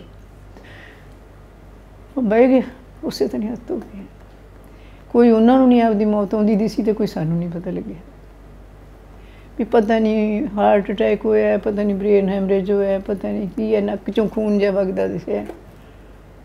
ਡਰਾਈਵਰ ਨੇ ਜਿੰਨਾ ਕੁ ਦੱਸਿਆ, ਉਹਦੇ 'ਚ ਗਰਮੀ ਬਹੁਤ ਸੀ, ਅਸੀਂ ਉੱਥੇ ਬੈਠੇ ਰਹੇ ਹਾਂ। ਕਿਹੜਾ ਗੁਰਦੁਆਰਾ ਸੀਗਾ, ਅਤੇ ਅਸੀਂ ਦੁਪਹਿਰਾ ਕੱਟਿਆ, ਅਤੇ ਨਹਾਤੇ ਨੁੱਤੇ ਵੀ ਸੀ। ਪਰਮਾਤਮਾ ਨੂੰ ਪਤਾ ਹੈ ਵੀ ਕੀ ਕਾਹਦਾ ਅਟੈਕ ਸੀ ਅਤੇ ਕੀ ਹੋਇਆ ਸੀ। ਆਂਟੀ ਹੁਣ ਜਿਵੇਂ ਸਮਾਂ ਥੋੜ੍ਹਾ ਜਿਹਾ ਬਦਲ ਗਿਆ ਹੈ ਨਾ, ਹੁਣ ਜਦੋਂ ਕਿਸੇ ਨਾਲ ਕੁਛ ਇਹੋ ਜਿਹਾ ਜ਼ਿੰਦਗੀ 'ਚ ਹੁੰਦਾ, ਖਾਸ ਕਰਕੇ ਔਰਤਾਂ ਨਾਲ ਕੱਟਣਾ ਇਸ ਵਕਤ ਵੀ ਬਹੁਤ ਔਖਾ, ਕਿਉਂਕਿ ਮੈਨੂੰ ਲੱਗਦਾ ਵੀ ਔਰਤ ਨੂੰ ਇਹੋ ਜਿਹੀ ਸਥਿਤੀ ਤੋਂ ਬਾਅਦ ਬਹੁਤ ਜ਼ਿਆਦਾ ਸੋਚ ਕੇ ਚੱਲਣਾ ਪੈਂਦਾ ਨਾ। ਤੁਹਾਡੇ ਵੇਲੇ ਤਾਂ ਬਹੁਤ ਜ਼ਿਆਦਾ ਔਖਾ ਹੋਊਗਾ ਵੀ ਆਲੇ ਦੁਆਲੇ ਨਾਲ, ਜਾਂ ਕਿੱਡੀ ਵੱਡੀ ਚੁਣੌਤੀ ਸੀ ਵੀ 3 ਨਿਆਣੇ ਵੀ ਨੇ, ਉਹਨਾਂ ਨੂੰ ਦੇਖਣਾ, ਉਹਨਾਂ ਨੂੰ ਅੱਗੇ ਵਿਆਹੁਣਾ, ਫਿਰ ਉਹਨਾਂ ਲਈ ਸਹੀ ਰਿਸ਼ਤੇ ਲੱਭਣੇ, ਕਿਤੇ ਵੀ ਗਲਤ ਨਾ ਹੋ ਜੇ। ਸੀ ਤਾਂ ਬਿਲਕੁਲ ਹੀ ਹਨੇਰਾ ਹੀ ਹੋ ਗਿਆ ਸੀ, ਪਰ ਉਹੀ ਗੱਲ ਹੈ ਜਿਹੜੀ ਪਰਮਾਤਮਾ ਤੋਂ ਇੱਕ ਵਾਰੀ ਮੰਗੀ ਸੀ ਨਾ ਮੈਂ ਉਹਨਾਂ ਤੋਂ, ਮੈਨੂੰ ਲੱਗਦਾ ਉਹ ਮੇਰੇ ਨਾਲ ਹੀ ਖੜੇ ਹੈ। ਉੱਥੋਂ ਮੇਰੇ ਪੇਕੇ ਨੇੜੇ ਸੀਗੇ ਜਿੱਥੇ ਅਸੀਂ ਰਹਿੰਦੇ ਸੀ, ਰਾਮਪੁਰਾ ਫੂਲਸ 'ਚ। ਉਸੇ ਵੇਲੇ ਉਹਨਾਂ ਨੂੰ ਮੇਰੇ ਆ ਗਏ ਉੱਥੇ। ਉਸ ਤੋਂ ਬਾਅਦ ਮੇਰੇ ਮਦਰ ਨੇ ਘਰ ਛੱਡਤਾ ਆਪਣਾ, ਮੇਰੇ ਕੋਲ ਰਹਿਣਾ ਸ਼ੁਰੂ ਕਰਤਾ ਉਸੇ ਦਿਨ ਤੋਂ। ਬਾਕੀ ਸਾਰਾ ਹੀ ਪਰਿਵਾਰ, ਮੇਰੇ ਭਰਾ ਸੀਗੇ, ਉਹਨਾਂ ਦੀ ਆੜ ਤੁੜਦੀ ਉੱਥੇ ਹੀ ਸੀ, ਉਸੇ ਸ਼ਹਿਰ 'ਚ। ਅਤੇ ਇੱਕ ਜਣੀ ਮੇਰੇ ਕੋਲ ਸਾਡੇ ਪਰਿਵਾਰ 'ਚੋਂ ਇੱਥੇ ਹੀ ਰਹਿੰਦਾ ਸੀ ਸਾਡੇ ਕੋਲ। ਮੈਨੂੰ ਬੜਾ ਵੱਡਾ ਸਹਾਰਾ ਮਿਲ ਗਿਆ ਸੀ ਉਹਨਾਂ ਦਾ, ਵੀ ਮੇਰੀਆਂ ਸਾਰੀਆਂ ਜ਼ਿੰਮੇਵਾਰੀਆਂ ਨਿਭਾਈ ਜਾਂਦੇ ਆ। ਬਸ ਉਹਨਾਂ ਨੇ ਕਹਿਣਾ ਵੀ ਜੋ ਅਸੀਂ ਨਹੀਂ ਕਰ ਸਕਦੇ ਉਹ ਅਸੀਂ ਬੇਵਸ ਹੈ। ਅਤੇ ਬਸ ਉਹਦੇ ਨਾਲ ਕੁਛ ਉਹਨਾਂ ਦਾ ਸਹਾਰਾ ਮਿਲ ਗਿਆ। ਕੁਛ ਦਿਨ ਜਿਉਂ ਪੈਂਦੇ ਗਏ ਵੀ ਇਹਦਾ ਇਲਾਜ ਹੀ ਨਹੀਂ, ਕੋਈ ਹੱਲ ਹੀ ਨਹੀਂ। ਆਪਣੇ ਆਪ ਨੂੰ ਥੋੜ੍ਹਾ ਜਿਹਾ मतलब सोच जे सही पुछो सोचण ਦਾ ਹੀ ਨਹੀਂ ਮੈਨੂੰ ਮੌਕਾ ਮਿਲਿਆ ਵੀ ਮੈਂ ਕੀ ਕਰਨਾ ਆਪਣੇ ਆਪ ਹੀ ਜਣੀ ਚੱਲੀ ਗਿਆ ਜਿਵੇਂ ਵੀ ਚੱਲੀ ਗਿਆ ਸੁਰਤ ਜੀ ਵੈਸੇ ਮੈਨੂੰ ਹੈ ਹੀ ਨਹੀਂ ਸੀ ਰਾਤ ਨੂੰ ਜਦੋਂ ਮੈਂ ਮੰਜੇ ਤੇ ਪੈਣਾ ਉਸ ਵੇਲੇ ਮੈਂ ਇਹਨਾਂ ਨੂੰ ਆਖਣਾ ਬੱਚਿਆਂ ਨੂੰ ਮੈਂ ਕਹਿਣਾ ਮੇਰੇ ਤੋਂ ਨਾਲ ਬੈ ਕੇ ਨਾ ਮੰਜੇ ਨਾਲ ਨਹੀਂ ਲੱਗਦੀ ਅੱਛਾ ਤੁਰਦਿਆਂ ਫਿਰਦਿਆਂ ਸਾਰਾ ਦਿਨ ਭੱਜ ਨੱਠ ਬਸ ਇਹਨਾਂ ਰੁਝੇਵਿਆਂ 'ਚ ਹੀ ਉਹਨੇ ਮੈਨੂੰ ਉਹ ਦੁੱਖ ਵਿੱਚ ਹੀ ਦੱਬ ਲਿਆ ਇੱਕ ਤਰ੍ਹਾਂ ਵੀ ਤੂੰ ਇਸ ਨੂੰ ਯਾਦ ਕਰਕੇ ਜਾਂ ਕਿਸ ਕਰਕੇ ਤੜਫਣ ਨਾਲੋਂ ਤੂੰ ਸੰਭਾਲ ਉਹਨਾਂ ਦੀਆਂ ਛੱਡੀਆਂ ਜ਼ਿੰਮੇਵਾਰੀਆਂ ਬਸ ਫਿਰ ਮੈਨੂੰ ਨਹੀਂ ਪਤਾ ਵੀ ਕਿਵੇਂ ਸਾਰਾ ਕੁਝ ਵੀ ਰੱਬ ਦੇ ਆਸਰੇ ਜੇ ਬੰਦਿਆਂ ਨੇ ਮਦਦ ਕੀਤੀ ਹੈ ਜਾਂ ਮੈਂ ਆਪਣੇ ਭਰਾਵਾਂ ਨੂੰ ਕਹਿੰਦੀ ਜੇ ਕਿਸੇ ਨੂੰ ਉਹੀ ਬਸਿਆ ਉਹਨਾਂ 'ਚ ਕਈ ਵਾਰੀ ਹੁਣ ਭਰਜਾਈਆਂ ਹੁੰਦੀਆਂ ਸੀ ਜਾ ਬੈਠੀ ਹੈ ਸਾਨੂੰ ਵੀ ਇਹਦੀ ਲੋੜ ਹੈ ਤੇ ਬਸ ਨਹੀਂ ਅੱਲਾ ਸ਼ੇਰੀ ਜੀ ਉਹਨਾਂ ਨੇ ਵੀ ਸਾਰੇ ਪਾਸਿਆਂ ਤੋਂ ਬਾਕੀ ਇਹ ਵੀ ਵਕਤ ਜਿਉਂ ਬੀਤਦਾ ਜਾਂਦਾ ਉਦੋਂ ਨੂੰ ਆਪਾਂ ਹੌਲੀ ਹੌਲੀ ਮਨ ਨੂੰ ਸਮਝਾ ਲੈਂਦੇ ਹਾਂ ਜੋ ਵਾਪਰ ਗਿਆ ਹੁਣ ਇਸ 'ਚ ਹੀ ਆਉਣਾ ਹੋਰ ਕੁਛ ਹੋਣਾ ਨਹੀਂ ਤੇ ਬਾਕੀ ਜਦੋਂ ਘਰ ਦੀ ਨਿੱਕੀ ਮੋਟੀ ਵੀ ਖੁਸ਼ੀ ਹੁੰਦੀ ਹੈ ਫਿਰ ਤੁਸੀਂ ਯਾਦ ਫਿਰ ਮੈਨੂੰ ਬਹੁਤ ਔਖਾ ਲੱਗਦਾ ਵੀ ਇਕੱਲੀ ਕਿਵੇਂ ਆਉਣਾ ਐਵੇਂ ਨਾ ਕਰੋ ਮੈਨੂੰ ਮਤਲਬ ਮੈਨੂੰ ਸੁਣਨਾ ਔਖਾ ਲੱਗ ਰਿਹਾ ਮੈਨੂੰ ਖੁਦ ਨੂੰ ਨਹੀਂ ਵਧੀਆ ਲੱਗ ਰਿਹਾ ਵੀ ਇਸ ਉਹਦੇ ਤੇ ਮੈਂ ਗੱਲ ਕਰਾਂ ਪਰ ਮੈਨੂੰ ਲੱਗਦਾ ਵੀ ਬਹੁਤ ਸਾਰੇ ਲੋਕ ਤੁਹਾਡੀ ਕਹਾਣੀ ਤੋਂ ਹੌਸਲਾ ਵੀ ਲੈਣਗੇ ਕਿ ਜ਼ਿੰਦਗੀ 'ਚ ਜਦੋਂ ਕੋਈ ਮੁਸੀਬਤ ਆਉਂਦੀ ਹੈ ਤਾਂ ਅਸੀਂ ਚਾਹੇ ਉੱਪਰ ਵਾਲੇ ਨੂੰ ਉਹਦਾ ਆਸਰਾ ਮੰਨ ਕੇ ਚਾਹੇ ਆਪਣੇ ਭੈਣ ਭਰਾਵਾਂ ਨੂੰ ਪਰ ਮੈਨੂੰ ਲੱਗਦਾ ਵੀ ਅਸੀਂ ਨਜਿੱਠ ਸਕਦੇ ਹਾਂ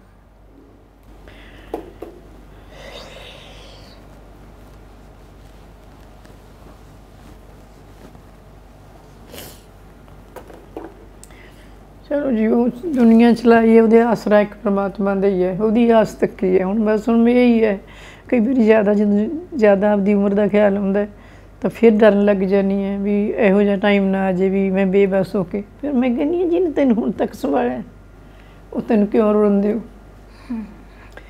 ਬਾਕੀ ਤੇਰੇ ਬੱਚੇ ਸਲੱਗ ਗਏ ਮੇਨ ਵੱਡੀ ਗੱਲ ਹੈ ਬੱਚੇ ਸਲੱਗ ਗਏ ਗਾਹਾਂ ਜੋ ਵੀ ਹੈ ਜਿਹੜੇ ਰਿਸ਼ਤੇਦਾਰ ਮਿਲੇ ਦੁੱਖ ਸੁੱਖ ਨੂੰ ਸਮਝਣ ਵਾਲੇ ਵੀ ਤੈਨੂੰ ਨਹੀਂ ਹੁਣ ਰੋਲ ਆਪੇ ਆਪਣੇ ਆਪ ਨੂੰ ਫਿਰ ਸਮਝਾ ਲਈਦਾ ਹੈ ਪਰ ਇਹ ਹੈ ਵੀ ਹੁਣ ਕਾਫੀ ਸੰਭਲ ਗਈਆਂ ਤਕਰੀਬਨ ਠੀਕ ਹੈ ਪਰ ਉਹ ਇਹੋ ਹੀ ਗੱਲ ਵੀ ਜਦੋਂ ਕੋਈ ਇਹੋ ਜਿਹਾ ਵਕਤ ਹੁੰਦਾ ਨਾ ਕੋਈ ਖੁਸ਼ੀ ਦਾ ਅਤੇ ਉਦੋਂ ਇਹ ਹਮੇਸ਼ਾ ਹੁੰਦੀ ਹੈ ਜਾਂ ਮੇਰੇ ਨਾਲ ਹੁੰਦੇ ਜਾਂ ਆਪਣੀਆਂ ਜ਼ਿੰਮੇਵਾਰੀਆਂ ਆਪਦੇ ਹੱਥੀਂ ਨਿਬੇੜਦੇ ਫਿਰ ਵੀ ਉਹ ਪਰ ਇਹ ਇਹੋ ਜਿਹਾ ਦੁੱਖ ਵੀ ਅੰਦਰ ਹੀ ਪੀਣਾ ਪੈਂਦਾ ਆਂਟੀ ਤੁਸੀਂ ਨੌਕਰੀ ਕਰਦੇ ਸੀ ਉਸ ਵਕਤ ਨਾ ਜੇ ਮਤਲਬ ਬਹੁਤ ਸਾਰੀਆਂ ਔਰਤਾਂ ਇਹੋ ਜਿਹੀਆਂ ਵੀ ਹੁੰਦੀਆਂ ਨੇ ਜਿਨ੍ਹਾਂ ਕੋਲੇ ਕੋਈ ਕਮਾਈ ਦਾ ਜ਼ਰੀਆ ਵੀ ਨਹੀਂ ਹੁੰਦਾ ਉਹਨਾਂ ਨਾਲ ਵੀ ਇਹ ਚੀਜ਼ਾਂ ਹੋ ਜਾਂਦੀਆਂ ਨੇ ਤਾਂ ਤੁਹਾਡੇ ਮੁਤਾਬਕ ਫਿਰ ਇੱਕ ਔਰਤ ਕਿਵੇਂ ਇਸ ਚੀਜ਼ 'ਚੋਂ ਸੰਭਲ ਸਕਦੀ ਆ ਦੇਖੋ ਮੈਨੂੰ ਤਾਂ ਉਹਦੇ ਵਿੱਚ ਦੀ ਲੰਘਣਾ ਨਹੀਂ ਪਿਆ ਮੈਂ ਅੰਦਾਜ਼ਾ ਵੀ ਨਹੀਂ ਲਾ ਸਕਦੀ ਪਰ ਮੈਨੂੰ ਪਤਾ ਹੈ ਵੀ ਉਹਦੇ ਲਈ ਬਹੁਤ ਹੀ ਮੁਸ਼ਕਿਲ ਹੋ ਜਾਂਦਾ ਨਾ ਦੁੱਬਰ ਹੋ ਜਾਣਾ ਸੀ ਮੁਸੀਬਤਾਂ ਦਾ ਪਹਾੜ ਟੁੱਟਣੇ ਸੀ ਉਹਦੇ 'ਤੇ ਮੈਂ ਕਿਹਾ ਇਕਨੋਮਿਕਲੀ ਮੈਂ ਠੀਕ ਸੀ ਘਰ ਵੱਲੋਂ ਵੀ ਠੀਕ ਸੀ ਉੱਧਰੋਂ ਵੀ ਨਾਲ ਮੈਨੂੰ ਸਪੋਰਟ ਸੀ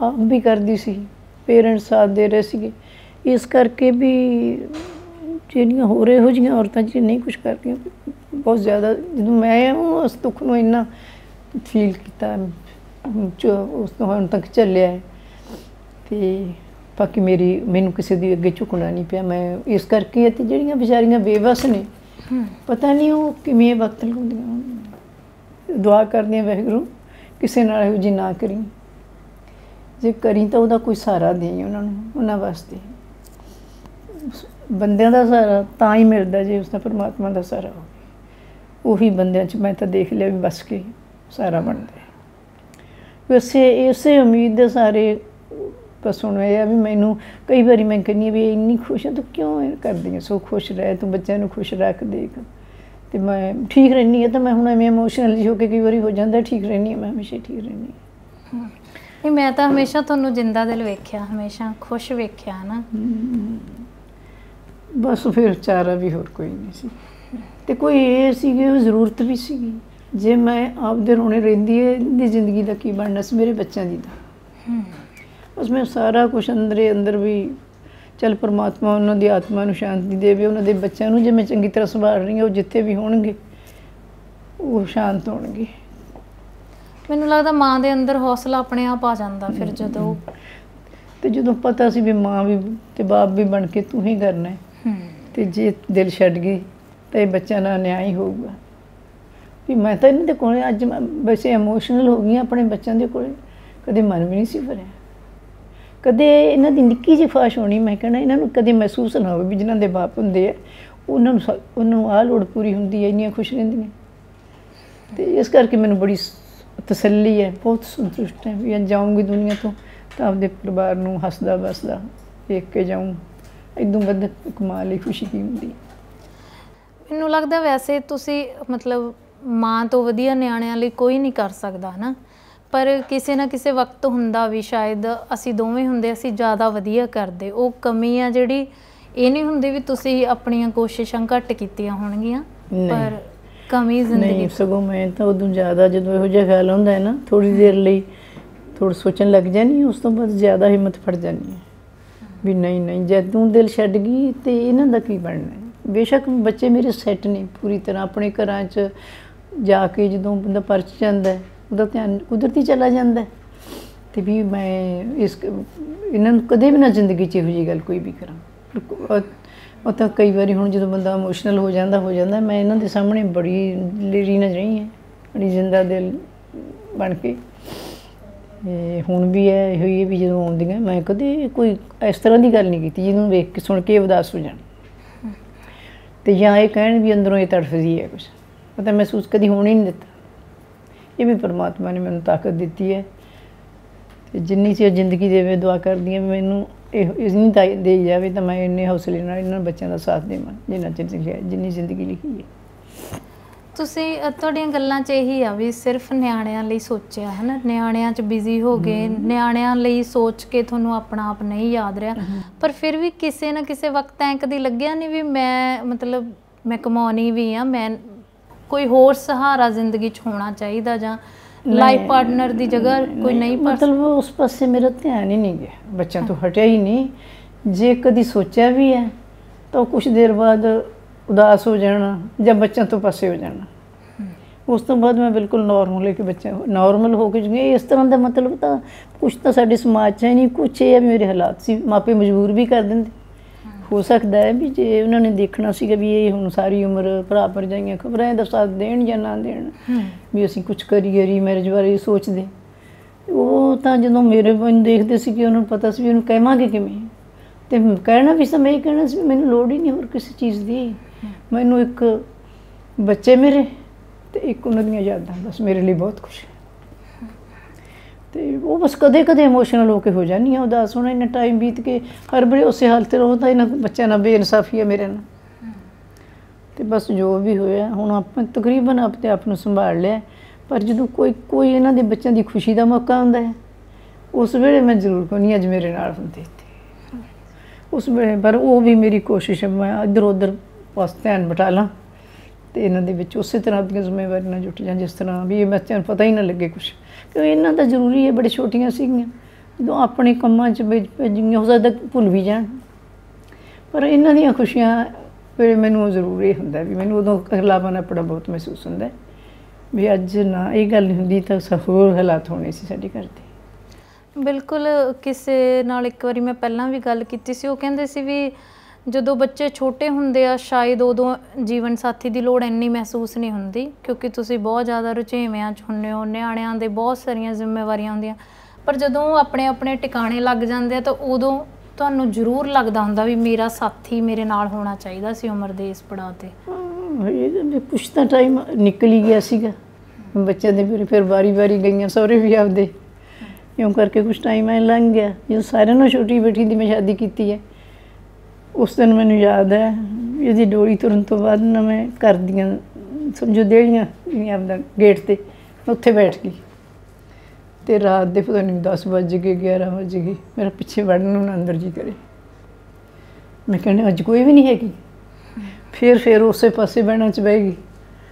ਮੇਰਾ ਮਤਲਬ ਉਹ ਕਿਸੇ ਮੌਕਿਆਂ 'ਤੇ ਹੋ ਜਾਂਦੀ ਹੈ ਉਸ ਵੇਲੇ ਵੀ, ਫਿਰ ਉਸ ਵੇਲੇ ਇਹ ਵੀ ਲੱਗਦਾ ਵੀ ਕੋਈ ਮੇਰੇ ਕੋਲ ਬੱਚਾ ਹੁੰਦਾ, ਨੂੰਹ ਹੁੰਦੀ, ਪੋਤੇ ਪੋਤੀਆਂ ਹੁੰਦੇ, ਜੇ ਇਹ ਤਾਂ ਹੁਣ ਸਮਝੌਤਾ ਕਰ ਹੀ ਲਿਆ ਸੀ, ਮੰਨ ਹੀ ਲਿਆ ਸੀ ਵੀ ਉਹ ਨਹੀਂ ਆਉਣ ਵਾਲੀ ਮੁੜ ਕੇ, ਅਤੇ ਉਹ ਫਿਰ ਥੋੜ੍ਹੀ ਦੇਰ ਬਾਅਦ ਸਮਝ ਜਾਈਦਾ ਇਸ ਤਰ੍ਹਾਂ ਹੀ, ਫਿਰ ਬਜਾਈਦਾ ਉਸੇ ਤਰ੍ਹਾਂ। ਕਹਿੰਦੇ ਸਾਹਿਤ ਬਹੁਤ ਪੜ੍ਹਦੇ ਹੋ ਤੁਸੀਂ, ਹੈ ਅੰਮ੍ਰਿਤਾ ਪ੍ਰੀਤਮ ਬਹੁਤ ਪਸੰਦ ਨੇ ਤੁਹਾਨੂੰ? ਮੈਂ ਸਾਹਿਤ ਦਾ ਪੜ੍ਹਨ ਦਾ ਤਾਂ ਕਰ ਮੈਨੂੰ ਨਹੀਂ, ਉਸਨੇ ਵੀ ਮੇਰਾ ਸਾਥ ਦਿੱਤਾ ਕਾਫੀ। ਹਾਂਜੀ हाँ मेरे को बड़ियां बड़ा सहारा बनिया किताबां मेरियां। मैं जो सब बस गल बहुत ज़्यादा मतलब रोल है मेरी जिंदगी जी है इन्नी लंबी जीवन का तो निभाने का कि उन्होंने किताबों के सहारे मैं बड़ा टाइम कढ़िया है। मैं ट्रेन जाना क्योंकि शुरू च साडे पिंड जो स्कूल खुलिया सीगा मेरी मदर ने जिन्हें खोलिया तो उदों बापू जी ने जो मेरे फादर ने स्कूल खोलिया उर्दू पढ़ाते होंगे सी। हाँ जी। तो मैं उन्होंने कोल जा बैठना उस स्कूल उत्थे उन्होंने उर्दू पढ़ना लग गई। ਤੁਹਾਨੂੰ ਆਉਂਦਾ ਉਰਦੂ? मैं 5वीं क्लास तक पढ़िया पंजाबी नहीं सी आउंदी मैनूं लिखनी पढ़नी वो तो अपनी मात भाषा करके भी आ ही जाती है इवें ही आ जाती है बिना पढ़िया तो। मैं तो फिर 6वीं च जाके जो पिंड का स्कूल छड्ड के ते मोगे भी चली गई सी पढ़न वास्ते उत्थे जाके फिर मैं पंजाबी ये भी सी सीखी है पंजाबी दी उड़ाड़ा। अच्छा जी। पर ये इन्नी भी छेती आ जाती है समझ नाल बराबर चल पई ते मैं हुण भी उर्दू दे विच अजे भी बड़ा सोहना लिटरेचर मिलदा। हाँ जी। मैगजीन है मैं बाजार हुण मैनूं हुण भी कितों मिल जान लाइब्रेरी च पुराने मिल जान मैं कढ़ा लैनी। उदों बाद मेरे इत्थों नाल दे भैण भरा पढ़दे कॉलेज च पढ़दे उन्होंने तो कदे लाइब्रेरी च मंगा लैनी कदे कितों शायद 20वीं सदी आउंदा हुंदा सी एक रसाला मैं वो हमेशा पढ़दी ते बड़ा चंगा लिटरेचर उर्दू च मिलदा सी हमेशा ही।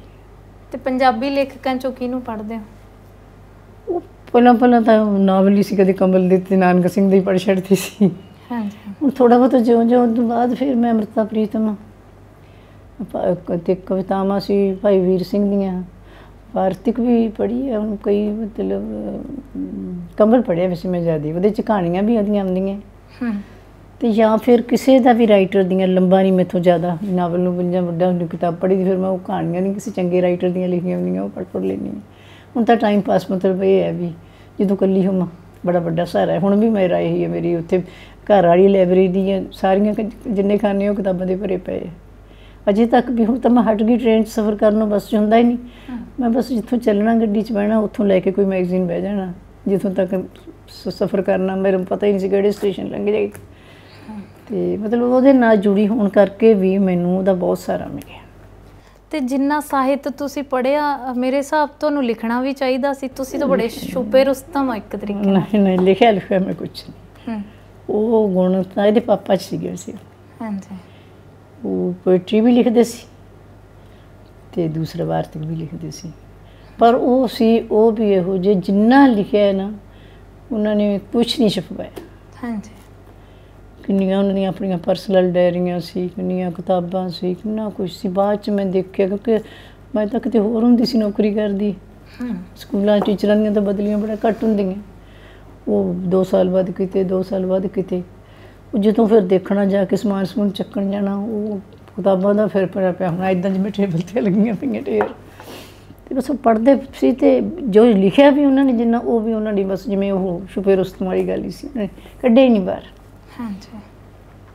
ਹੁਣ ਬਾਅਦ 'ਚ ਜਦੋਂ ਇਹ ਪੜ੍ਹ ਲੈਂਦੀਆਂ ਅਤੇ ਮੈਂ ਕਹਿੰਦੀ ਮੈਂ ਇਹ ਕਿੱਥੇ ਸੀ ਮੈਂ ਕਿਹਾ ਵੀ ਇੱਥੇ ਹੀ ਸੀ ਔਰ ਕਿੱਥੇ ਸੀਗਾ ਜਿੰਨਾ ਚਿਰ ਉਹ ਸੀ ਉਹ ਉਹਨਾਂ ਦੇ ਹੈ ਹੀ ਨਹੀਂ ਸੀ ਅਤੇ ਤੁਸੀਂ ਛੋਟੀਆਂ ਸੀ ਨਾ ਜੀ ਅਤੇ ਬਸ ਫਿਰ ਉਦੋਂ ਬਾਅਦ ਉਹ ਵੀ ਛੋਟੀ ਉਮਰ 'ਚ ਹੀ ਚਲੇ ਗਏ ਜ਼ਿਆਦਾ ਸਾਰੇ 49 ਜਾਂ 51 ਮੈਨੂੰ ਐਂ ਭੁਲੇਖਾ ਜਿਹਾ ਇਹਨਾਂ ਦੇ ਨਸਲ ਸੀ ਸੋਚਦੀ ਹਾਂ ਉਹਨਾਂ ਦਾ 32 ਨਹੀਂ ਸੋਚ ਕੇ ਦੱਸਦੀ ਪਤਾ ਨਹੀਂ ਜਾਂ ਕਦੋਂ ਦਾ ਸੀਗਾ 34 ਦਾ 1934 ਦਾ ਵਰਸ ਸੀਗਾ ਅਤੇ 51 'ਚ ਡੈਥ ਹੋ ਗਈ ਵੀ ਬਹੁਤ ਛੋਟੀ ਉਮਰ ਬਸ ਫਿਰ ਹੋਰ ਪਾਸੇ ਹੋਰ ਜ਼ਿਆਦਾ ਵੱਧ ਗਿਆ ਹੋਰ ਹੌਲੀ ਹੌਲੀ ਹੌਲੀ ਹੌਲੀ ਬਸ ਚੱਲੀ ਜਾਂਦਾ ਹੁਣ ਚੱਲੀ ਜਾਂਦਾ। ਇਸ ਉਮਰ 'ਚ ਤੁਸੀਂ ਖੁਸ਼ ਹੋ ਬਹੁਤ ਵਧੀਆ ਹੋ ਤੁਸੀਂ। ਮੇਰੇ ਨਾਨਾ ਜੀ ਸੀਗੇ ਹਾਂਜੀ ਅਤੇ ਮੇਰੇ ਮਾਤਾ ਹੁਣਾਂ ਦੇ ਕੋਈ ਭਰਾ ਨਹੀਂ। ਅੱਛਾ। ਤਾਂ ਉਹ ਜਦੋਂ ਮੇਰੇ ਨਾਨੀ ਜੀ ਬਹੁਤ ਪਹਿਲਾਂ ਉਮਰ 'ਚ ਪੂਰੇ ਹੋ ਗਏ ਤਾਂ ਉਹ ਕਿਸੇ ਵੀ ਕੁੜੀ ਕੋਲ ਆ ਕੇ ਨਹੀਂ ਸੀ ਰਹਿੰਦੇ। ਉਹਨਾਂ ਨੂੰ ਹੁੰਦਾ ਸੀ ਨਹੀਂ ਮੇਰਾ ਘਰ ਸਾਰੀ ਉਮਰ ਖੁੱਲ੍ਹਾ ਰਹਿਣਾ ਚਾਹੀਦਾ ਜਿਹਦਾ ਜੀਅ ਕਰਦਾ ਮੇਰੇ ਕੋਲ ਆ ਕੇ ਰਹਿ ਲਓ। ਤੁਹਾਨੂੰ ਵੀ ਐਂ ਕਦੀ ਤੜਪ ਹੁੰਦੀ ਹੈ ਵੀ ਮੈਂ ਆਪਣੇ ਘਰ ਹੀ ਰਵਾਂ ਮੇਰਾ ਘਰ ਖੁੱਲ੍ਹਾ ਰਹਿਣਾ ਚਾਹੀਦਾ? ਉਹਦੀ ਬੇਹੱਦ ਹੁੰਦੀ ਹੈ ਬਹੁਤ ਜ਼ਿਆਦਾ ਥੋੜ੍ਹੀ ਨਹੀਂ। ਮੈਂ ਕਹਿੰਦੀ ਹਾਂ ਮੈਨੂੰ ਮੇਰਾ ਕੋਈ ਤਕਲੀਫ ਕੋਈ ਜੋ ਹੈ ਮੈਨੂੰ ਮਾੜੀ ਮੋਟੀ ਕਿਸੇ ਕਿਸਮ ਦੀ ਅਤੇ ਮੈਨੂੰ ਲੱਗਦਾ ਉਹ ਸਭ ਖਤਮ ਹੋ ਜਾਣਾ ਜੇ ਮੈਂ ਉੱਥੇ ਰਹਿਣ ਲੱਗਾ। ਕਈ ਵਾਰੀ ਆਪਣੇ ਬੱਚਿਆਂ ਨੂੰ ਕਹਿ ਦਿੰਦੀ ਹਾਂ ਵੀ ਤੁਸੀਂ ਮੈਨੂੰ ਉੱਥੇ ਰਹਿਣ ਦਿਓ ਅਤੇ ਉੱਥੇ ਮੇਰਾ ਕਦੀ ਕੁਛ ਦੁਖਿਆ ਨਹੀਂ ਕਦੀ ਥੱਕੀ ਨਹੀਂ, ਕਦੇ ਬੈਠਦੀ ਨਹੀਂ, ਨਾ ਕੋਈ ਖਾਸ ਕੰਮ ਹੈ ਕਰਨ ਨੂੰ, ਇੱਧਰ ਉੱਧਰ ਤੁਰੀ ਫਿਰਨਾ। ਤੇ ਮੈਂ ਕਿਹਾ ਮੇਰੀ ਤਾਂ ਉਮਰ ਵੱਧ ਜੇ। ਤੇ ਉਹ ਹੁੰਦੀ ਹੈ ਅਟੈਚਮੈਂਟ। ਜਿੱਥੇ ਐਂ ਦੇਖੇ ਨਾ ਵੀ ਮੈਨੂੰ ਇਹ ਘਰ ਛੱਡਣਾ ਪੈ ਗਿਆ, ਫਿਰ ਉਹ ਉਸ ਪਾਸੇ ਵੀ ਖਿਆਲ ਜਾਂਦਾ ਵੀ ਇਸ ਘਰ 'ਚ ਰਹਿਣ ਵਾਲਾ। ਮੈਂ ਆਪਣੇ ਬੱਚਿਆਂ ਦੀ ਕੋਲੇ, ਆਪਣੇ ਬੇਟੇ ਕੋਲੇ ਰਹਿੰਦੀ, ਫਿਰ ਮੈਂ ਸੋਚਦੀ ਵੀ ਜਿਸ ਬਾਰੇ ਤੂੰ ਕਦੇ ਸੋਚਿਆ ਹੀ ਨਹੀਂ ਸੀ ਵੀ ਤੈਨੂੰ ਤਾਂ ਕੋਈ ਕਮੀ ਛੱਡੀ ਨਹੀਂ ਪਰਮਾਤਮਾ ਨੇ, ਤੇ ਹੁਣ ਤੇਰਾ ਘਰ ਛਡਾਤਾ ਇਹਨਾਂ ਨੇ, ਕੁੜੀਆਂ ਨੇ। ਨਹੀਂ, ਉਹਨਾਂ ਨੂੰ ਫਿਕਰ ਹੁੰਦੀ ਆ ਤੁਹਾਡੀ, ਫਿਕਰ ਕਰਕੇ ਹੀ ਵੀ ਅਸੀਂ ਇਕੱਲਿਆਂ ਨੂੰ ਛੱਡ ਨਹੀਂ ਸਕਦੀਆਂ। ਆਪ ਆਪਣੇ ਘਰ ਛੱਡ ਕੇ ਨਹੀਂ ਮੇਰੇ ਕੋਲ ਕੋਈ ਆ ਸਕਦੀ, ਪਰ ਦਿਲੀ ਮੇਰੀ ਇੱਛਾ ਇਹੀ ਹੁੰਦੀ ਹੈ ਮੈਂ ਉੱਥੇ ਹੀ ਹੋਵਾਂ ਹਮੇਸ਼ਾ, ਇੱਥੇ ਮੈਨੂੰ ਆਉਣ ਮਿਲਣ। ਫਿਰ ਮੈਂ ਕਹਿੰਦੀ ਇਹ ਵੀ ਗਲਤ ਹੈ ਸੋਚ, ਉਹਨਾਂ ਨੂੰ ਕਿਉਂ ਡਿਸਟਰਬ ਕਰਦੀ ਹੈ? ਉਹ ਆਪਣਾ ਘਰ ਗਵਾ ਕੇ ਆਉਣਗੇ, ਉਹਨਾਂ ਦੇ ਆਪਣਾ ਘਰ ਰੁੱਝ ਜੂਗਾ, ਉਹਨਾਂ ਆਪਣੇ ਬੱਚਿਆਂ ਵੱਲ ਨਹੀਂ ਧਿਆਨ ਦਿੱਤਾ ਜਾਣਾ। ਪਰ ਮੈਂ ਵੈਸੇ ਅੱਜ ਤੱਕ ਇਹ ਗੱਲਾਂ ਇਹਨਾਂ ਨੂੰ ਕਦੇ ਕਹੀਆਂ ਨਹੀਂ ਬੱਚਿਆਂ ਨੂੰ ਤਾਂ ਕਦੇ ਵੀ। ਅੱਜ ਤੁਸੀਂ ਛੇੜੀ ਹੈ ਤਾਂ ਮੈਨੂੰ ਲੱਗਦਾ ਮੇਰੀ ਸਹੀ ਇੱਕ ਵੱਡੀ ਉਦਾਸੀ ਦਾ ਕਾਰਨ ਵੀ ਹੈ, ਮੈਨੂੰ ਆਪਣਾ ਘਰ ਛੱਡਣਾ ਪੈ ਗਿਆ। ਕਦੇ ਇੱਕ ਬੇਟੀ ਕੋਲੇ ਹੋਣੀ ਹੈ, ਕਦੀ ਦੂਸਰੀ ਕੋਲੇ ਹੋਣੀ ਹੈ। ਇੱਕ ਬੇਟੀ ਮੇਰੀ ਬਾਹਰ ਰਹਿੰਦੀ ਹੈ, ਕੈਨੇਡਾ ਹੈ। ਤੁਹਾਡੀ ਕਹਾਣੀ ਤੋਂ ਮੈਨੂੰ ਇਹ ਲੱਗਦਾ ਵੀ ਜੇ ਤੁਸੀਂ ਉਸ ਸਮੇਂ ਨੂੰ ਸੌਖਿਆਂ ਪਾਰ ਕੀਤਾ ਤਾਂ ਉਹਦਾ ਸਭ ਤੋਂ ਵੱਡਾ ਇੱਕ ਕਾਰਨ ਇਹ ਵੀ ਹੈ ਵੀ ਤੁਸੀਂ ਪੜ੍ਹੇ ਲਿਖੇ ਸੀ, ਕਮਾਉਂਦੇ ਸੀ, ਹੈ ਨਾ? ਤਾਂ ਮੈਨੂੰ ਕਾਰਨ ਹੀ ਇਹ ਸੀ ਜੀ, ਕਾਰਨ ਇਹ ਸੀ ਵੀ ਬੱਚੇ ਮੇਰੇ ਜਿੰਨਾ ਚਿਰ ਪੇਰੈਂਟਸ ਹੁੰਦੇ ਆ ਉਹ ਕੁੜੀਆਂ ਨੂੰ ਆਪਣੇ ਸਿਰ 'ਤੇ ਕਦੇ ਭਾਰ ਨਹੀਂ ਸਮਝਦੀ। ਵੀ ਜੇ ਇਹ ਨਾ ਪੜ੍ਹੀ ਹੁੰਦੀ ਤੇ ਇਹ ਜਿਹੇ ਹਾਲਾਤ ਬਣ ਜਾਂਦੇ। ਮੈਨੂੰ ਪਤਾ ਵੀ ਉਹਨਾਂ ਕੋਲ ਇੱਕੋ ਹੀ ਰਾਹ ਸੀ ਵੀ ਅਸੀਂ ਆਪਣੇ ਕੋਲ ਲੈ ਜਾਂਦੇ। ਤੇ ਉਹ ਲਿਟਰੇਚਰ ਪੜ੍ਹਨ ਦਾ ਹੀ ਅਸਰ ਹੈ, ਕਿਤਾਬਾਂ ਬਹੁਤ ਪੜ੍ਹਦੀ ਰਹਿੰਦੀ ਹਾਂ। ਉਹ ਕਿਸੇ ਨੇ ਲਿਖਿਆ ਵੀ ਸੀਗਾ, ਕਹਿੰਦੇ ਘੜਾ ਟੁੱਟ ਜੇ ਤਾਂ ਸਿੱਟ ਦੇ ਖੋਲ ਜਾਂਦੀ, ਕੁੜੀ ਟੁੱਟੇ ਤਾਂ ਤੁਰ ਜੇ ਪੇਕਿਆਂ ਨੂੰ। ਫਿਰ ਆ ਹੋਣਾ ਸੀ ਮੇਰੇ ਨਾਲ ਜਾਂ ਤਾਂ, ਤੇ ਜਾਂ ਫਿਰ ਪਤਾ ਨਹੀਂ ਹੁੰਦਾ ਜਾਂ ਨਾ, ਪਰ ਮੈਨੂੰ ਲੱਗਦਾ ਵੀ ਹੋ ਸਕਦਾ ਰਿਸ਼ਤੇਦਾਰ ਕੰਨੀ ਕਤਰਾਉਣ ਲੱਗ ਜਾਂਦੇ ਕਿ ਕੋਈ ਆਪਣੀ ਲੋੜ ਦੱਸੇ ਨਾ, ਅਸੀਂ ਐਂ ਕੀ ਕਰਾਂਗੇ ਆਪਣੇ ਘਰ। ਮਤਲਬ ਆਮ ਲੋਕਾਂ ਜੋ ਮਾਲੇ ਦੁਆਲੇ ਦੇਖਦੇ ਹੁੰਦਾ ਹੈ, ਆਪਾਂ ਦੇਖਦੇ ਹਾਂ।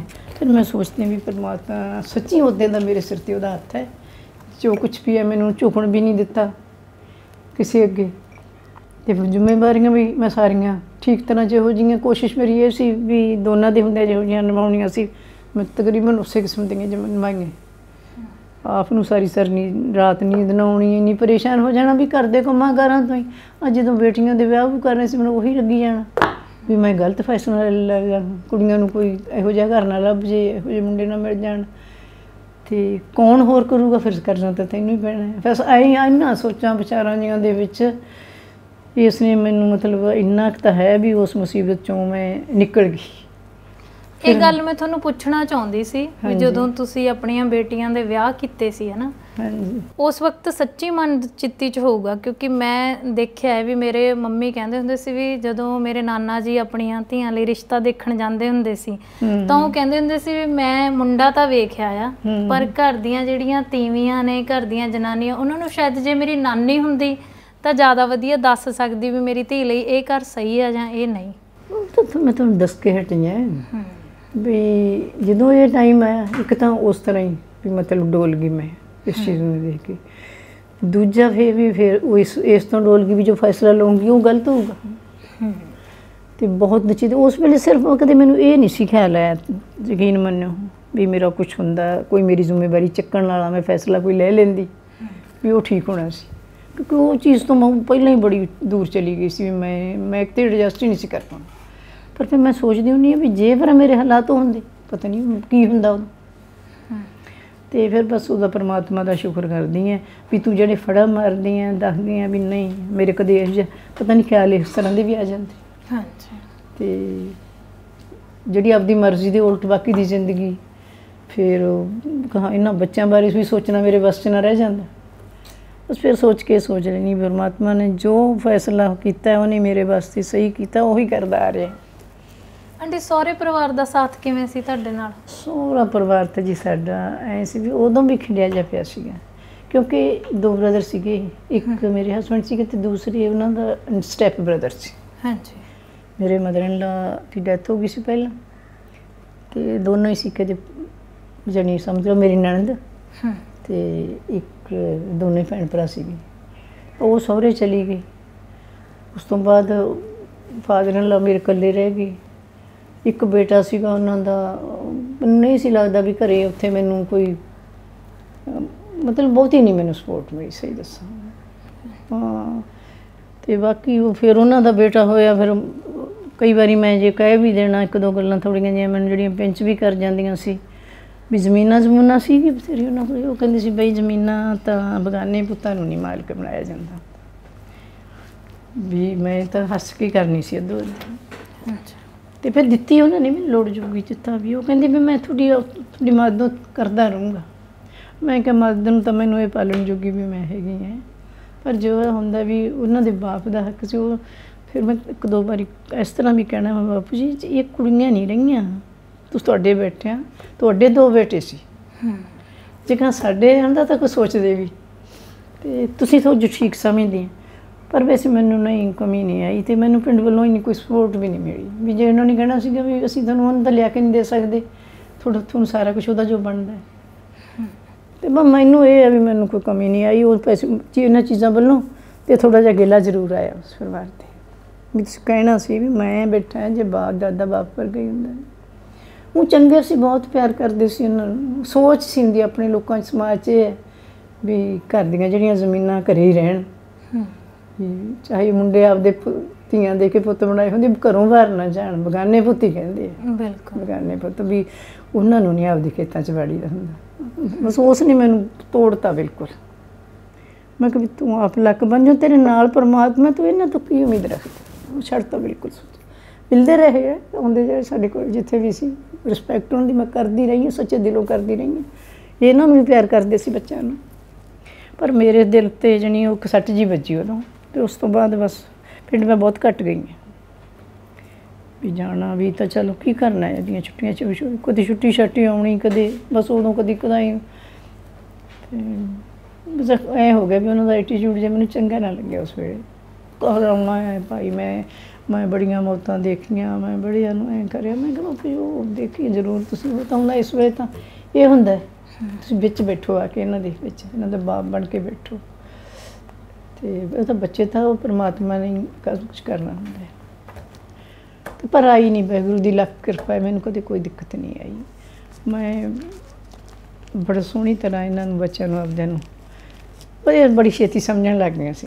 ਸਭ ਤੋਂ ਛੋਟੀ ਸੀ ਨਾ ਮੇਰੀ, ਮੈਂ ਇੱਥੇ ਜਿਵੇਂ ਲੱਗਦਾ ਕੋਲੇ ਬੈਠੀਆਂ ਇੱਦਾਂ ਗੱਲਾਂ ਕਰੀ ਜਾਂਦੀਆਂ ਵੀ ਸਭ। ਉਹਨਾਂ ਨੂੰ ਵੀ ਇਹ ਪਤਾ ਲੱਗ ਗਿਆ ਸੀ, ਕਦੇ ਉਹਨਾਂ ਨੇ ਕਦੇ ਕੋਈ ਆਪਦੀ ਬਹੁਤਾ ਮੈਨੂੰ ਲੋੜ ਦੱਸਦੀਆਂ ਨਹੀਂ ਸੀ ਹੁੰਦੀਆਂ।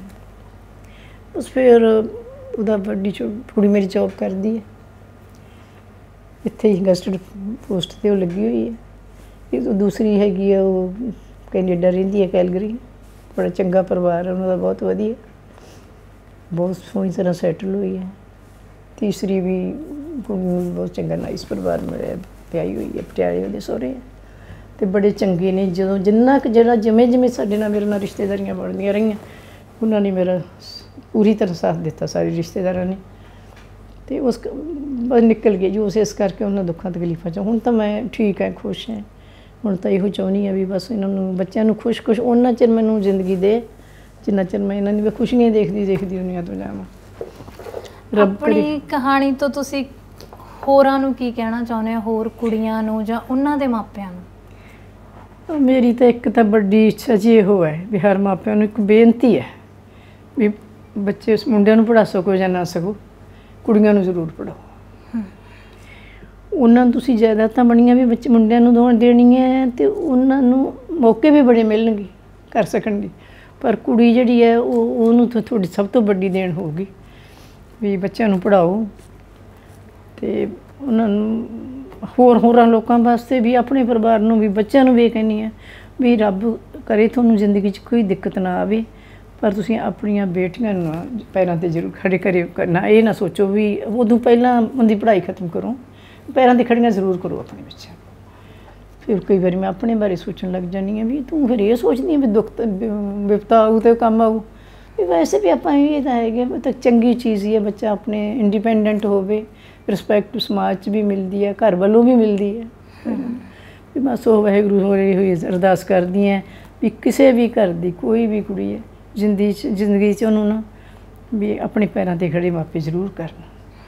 ਫਿਰ ਤੁਹਾਨੂੰ ਤੁਹਾਡੇ ਲਈ ਉਹ ਧੀਆਂ ਇੱਕ ਸਹਾਰਾ ਬਣਨਗੀਆਂ। ਆਂਟੀ ਬਹੁਤ ਚੀਜ਼ਾਂ ਨੇ ਤੁਹਾਨੂੰ ਜ਼ਿੰਦਗੀ 'ਚ ਕੰਮ ਆਈਆਂ, ਉਹ ਸਾਹਿਤ ਵੀ ਆ, ਉਹ ਤੁਹਾਡੇ ਆਪਣਿਆਂ ਦਾ ਦਿੱਤਾ ਸਾਥ ਵੀ ਆ। ਦੁੱਖ ਵੀ ਧੀਆਂ ਹੀ ਬਣਾਉਣ, ਹਰ ਇੱਕ ਨੂੰ ਮੈਂ ਕਹਿੰਦੀ ਹੁੰਦੀ ਹਾਂ ਵੀ ਖਾਣ ਵੀ ਹੈ ਵੀ ਪੁੱਤ ਬਣਾਉਣ ਜ਼ਮੀਨਾਂ, ਧੀਆਂ ਦੁੱਖ ਬਣਾਉਂਦੀਆਂ ਨੇ।